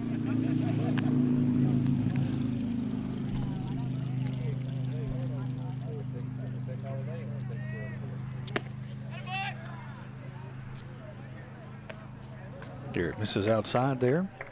This kid's got your old school stirrups on. Mm-hmm. I had to wear my pants down. My calves weren't big enough to hold them up. Oh, that went off. Is that a foul ball? I'm not sure what it hit. Well, it hit something. Sounded like it hit the bat. It may have hit Jonah's glove. At first, I thought it hit him in the replay on the monitor. No. Mr. Herndon, do we have instant replay on the monitor? We need to have that by next season. I tell you, I thought the ball Mr. hit him Settle, in the if you're head. watching, we would like to have a playback monitor. We do. We got one right here. Yeah. You know, the funny thing is when we're not live anyway. When we're doing baseball and when we're doing volleyball and boy and girl basketball, we're in the gym, so we have a connection to the TV studio, and we do have instant replay. Number 3, Houston Bound. I actually thought that ball might have hit him in the head because it sounded like it hit something, but It had kind of a dead sound to it. It could possibly have been the tip of Jonah's glove. But between the umpire, the catcher, the batter, the helmet, the bat, I couldn't tell what it hit. And I'm sitting right behind it. yeah, and none of the coaches came out and Now, questioned. there were several people behind us that were absolutely convinced that it hit the bat. But that happens. What were the home team? I haven't seen Garrett throw a ball yet. And every pitch has been strike. I would like to see us getting out right here. I would too, Coach Smith. The kid on deck has hit the ball hard 2 out of 3 times up, and he's put it in play all 3 times. But Number 3, Houston Babs, ground out to the pitcher, flied out to center field, then ground ball to second baseman. Like to see him help us out here. Runners on first and second. 1 out, ball high.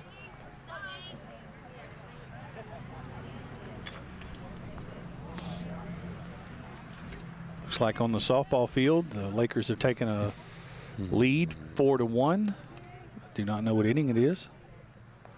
But the same score we have here, 4-1. Ball low.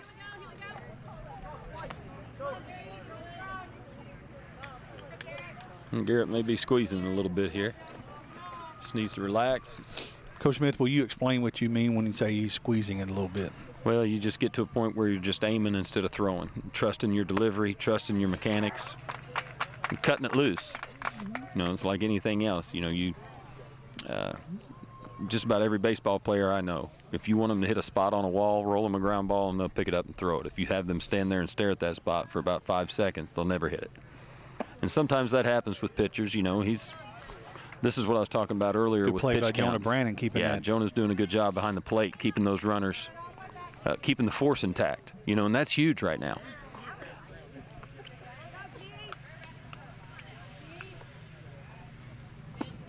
Yeah. Oh.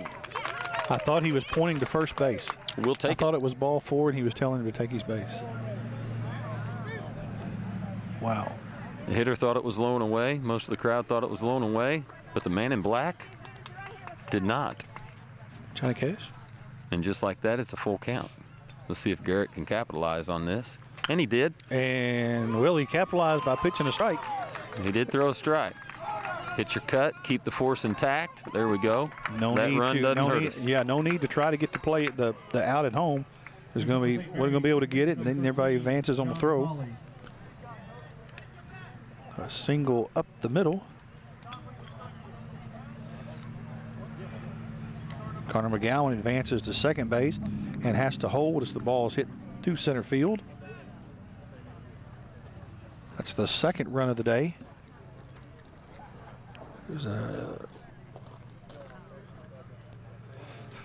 Coach Turner congratulates Garrett Scott, the freshman, and in comes Carson Chapman. Carson Chapman. See if Carson can come in and close the door. One out. Runners will be at first and second when he's through with his warm-up. Playing with his sleeve.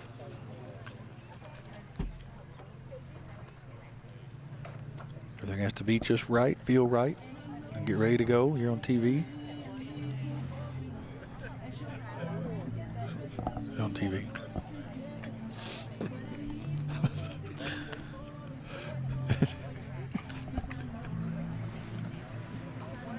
We're at Calloway County High School's Laker baseball field. Beautiful day to watch high school baseball. Callaway's last home game of the year. They have the lead 4-2 in the seventh inning. Runners on first and second for the visiting team, the Vikings from St. Mary from Paducah, Kentucky. Runners at first, runners at second. Number 13, John McCauley, will come up to bat. In the first inning, he grounded out to shortstop. Second inning, he hit a double and scored. Then he grounded out to the shortstop again. So all three times he has put the ball in play. That's exactly what you want your players to do. Put the ball in play, make the defense, do several things right. Catch it, throw it, catch it. And like I said, we do have a young team out there, but at this point in the season, our guys should know the situation. You know, outfield, you're taking away the doubles. Infield, keeping everything in front of you. You got to force at any base right now. Because the important run right now is Babs. Yeah, tying runs on first base. Babs standing at first base. We've got one out with a force at any base right here. You know, you don't need to be concerned about trying to turn two or anything like that, but we definitely need to keep that force intact. And hey, if we can keep that runner off second, that'd be great. I think the field looks even better as the sun starts to get lower in the sky.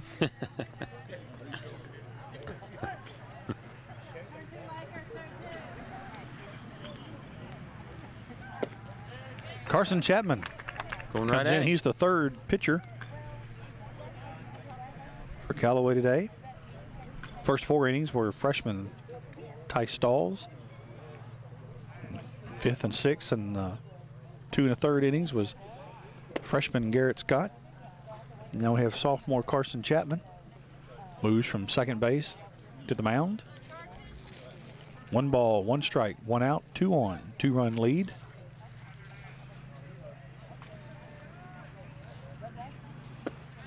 And that was close.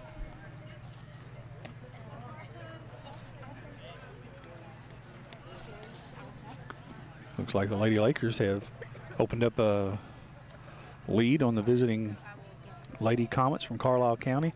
Looks like it might be 7-1 on the field next door. Inside corner.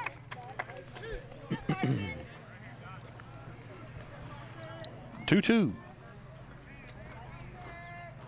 Number 13, John McCauley. He's put the ball in play all 3 at bats. Fouls that one off. He puts a pretty good swing on it.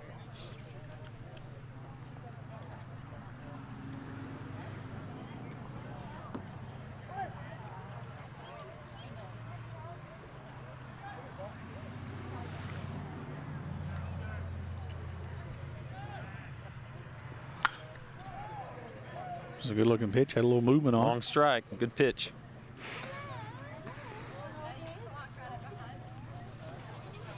Count stays 2-2. 1 out. 2-run lead. Top of the 7th. In the perfect world, McCauley wasn't really the one that I wanted to see come up in this situation, but where we are at the moment. Let's see what Carson can do right here. Takes it outside. Full count.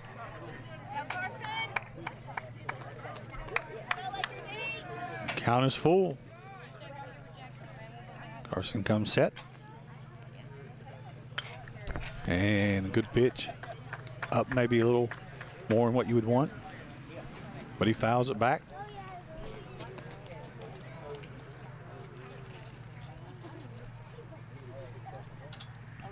A base hit here would probably score. Connor McGowan, he's their leadoff batter, so you would think your leadoff batter has some speed, and he's staying at second base. And there's the ball hit. It's a good hit. And there we go. It bounces off the center field fence. It comes in. 1 run will score. And thank goodness for us, Mr. Babbs decided to hold up. So the run from second scores on a long double. John McCauley has hit the ball in play all 4 at bats. 2 ground outs to the shortstop and 2 doubles. A tying run 90 feet away. You see, this is a situation where a lot of people would say, well, you've got a base open, you could put this kid on and give yourself a force at any base, but the young man on deck has hit the ball hard 2 or 3 times tonight. So well, actually, Anthony Milliano hit the ball hard in the 2nd and 4th inning, but this is Billy Johnston, who took his place in the 6th. I'm talking about the one on deck. Oh, I was talking about the one in the batter's box. I'm sorry. Yeah.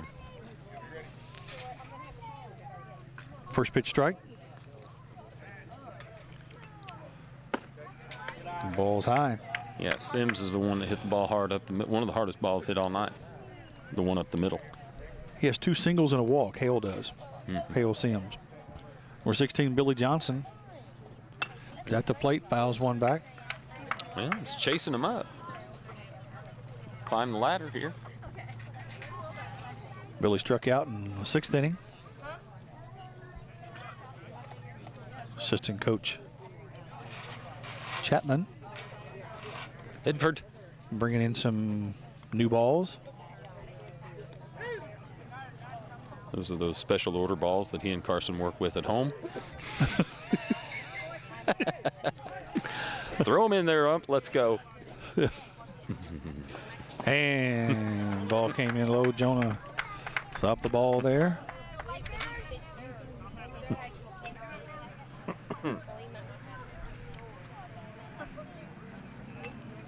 Go right at him, Carson. There you go. And you got him looking.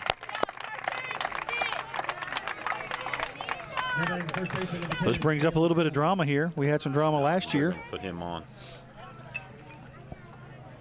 Yeah, I figured they'd put him on. Yeah, number 10, Hale Sims, is being given the intentional walk. He had a single, and a walk. So it's not somebody he puts the ball in play, then 90 feet away, the game is tied, and 180 feet away, they take a 1-run lead here in the 7th. So not a bad move there. 2 outs, force at any base. Number 12, Josh Lang, ground out to second baseman, had a fielder's choice when he bunted the ball back to the pitcher, and then he walked in the 6th inning. First pitch strike. Carson.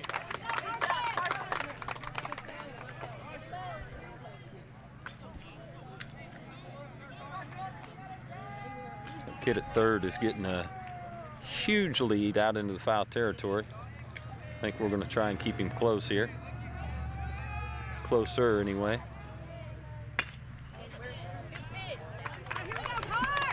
So here we go. Way ahead. No balls, 2 strikes, 2 outs, bases loaded. 1-run lead. Tying run for St. Mary, 90 feet away. Jonah needs to keep everything in front of him right here. 82 feet away. Keep everything in front of you, Jonah.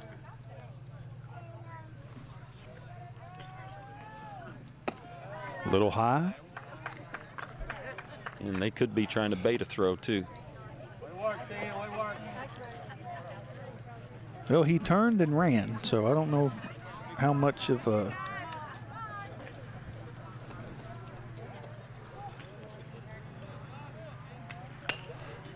fouls it off. Josh Lane.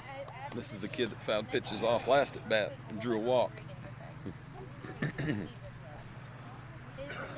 Time has been called. Coach wants to talk to Mr. Lane.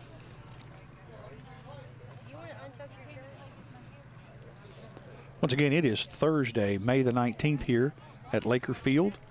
So you're watching this at home. This is not live. If you jump in the car and run out, there will be no one here. This is the last home game. We're live in the sense that we're live right now. Yeah. 1 ball, 2 strikes, 2 outs, bases loaded, 1-run lead. Carson Chapman from the stretch.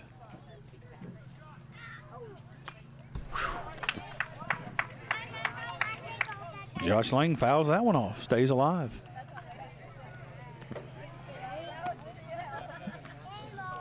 Assistant coach Ed Chapman throws in more balls.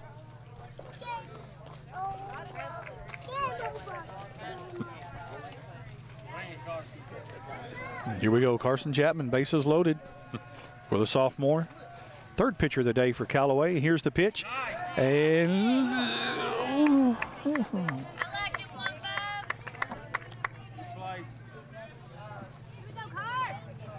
I'm just going to say that I'm not for sure how he didn't. It must have been low. How he didn't. He's fouled off some bad pitches, and that pitch looked better than the ones that he's. And there goes one up the middle. Goes out to center field. Game is tied, and now St. Mary has taken the lead. So Josh Lane with the single up the middle. Hale Sims will stop at second base. But number 3, Houston Babs comes home to score, and more importantly, number 13, John McCauley scores from second base. And now gives St. Mary a 5-4 lead. Well, unfortunately, Lang showed us his last at bat, his ability to fight off pitches and work his way through the count and get on base, and that time he did it with a base hit. Number 7, Rhett Sutton, struck out in the third, flew out to right field in the fourth, and grounded out to the second baseman last inning. Important for us to buckle down and get an out right here. We can scratch a run across the plate. We don't want to have to. We don't want to have to put any more crooked numbers up on the board late in a game like this. We can, but it's at this point in the game, 1 run versus 2 runs.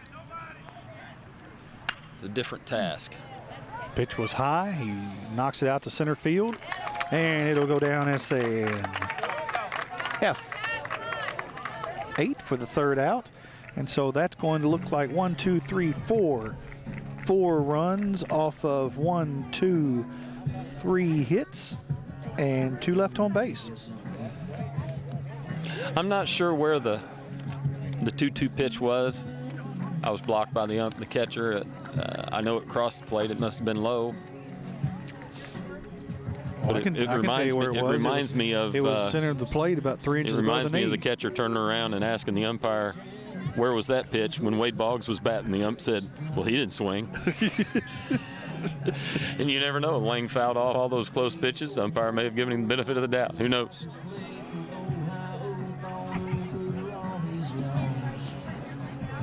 So Calloway County will have to bat in the 7th inning. We were hoping that they would not have to bat.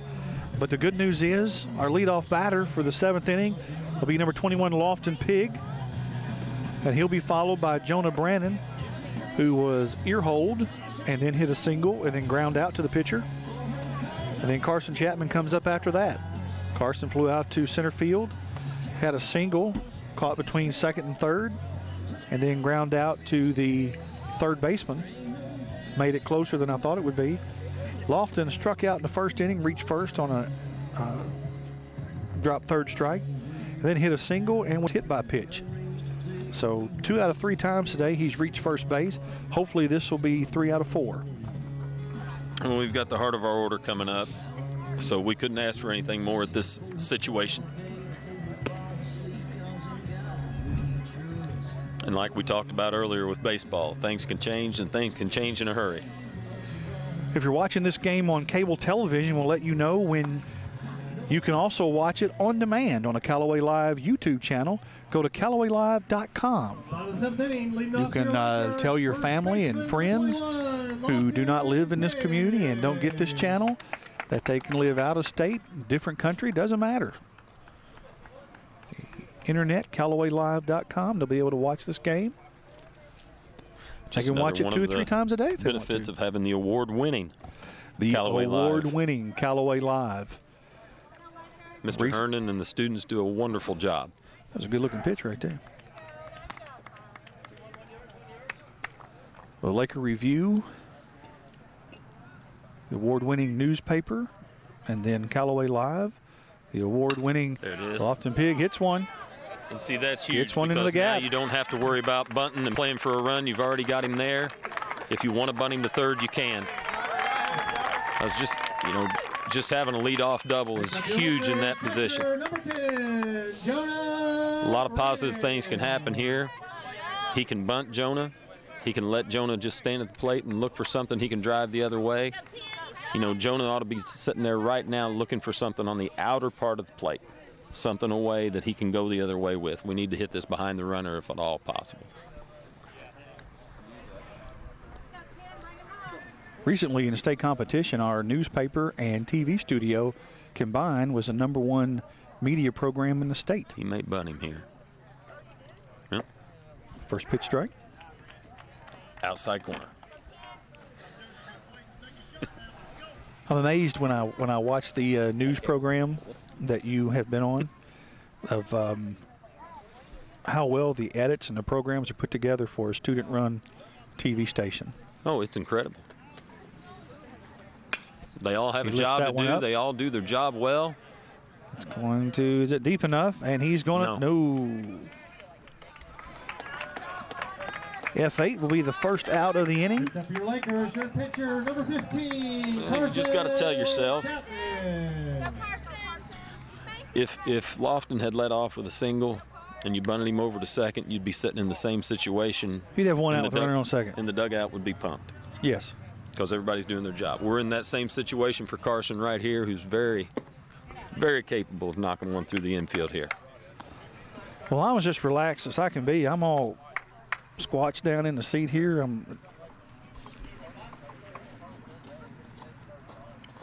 Carson may not be as relaxed as I am right now.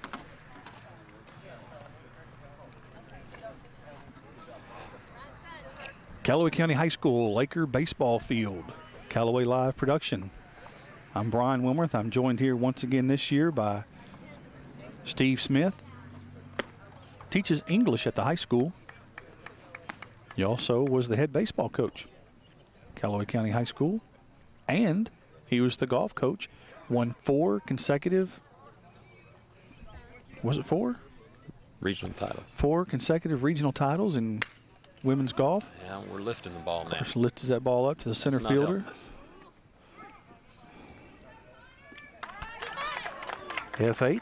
Now batting for your Lakers, your shortstop, number 22, Ryan Fraher. 22, Ryan Fraher.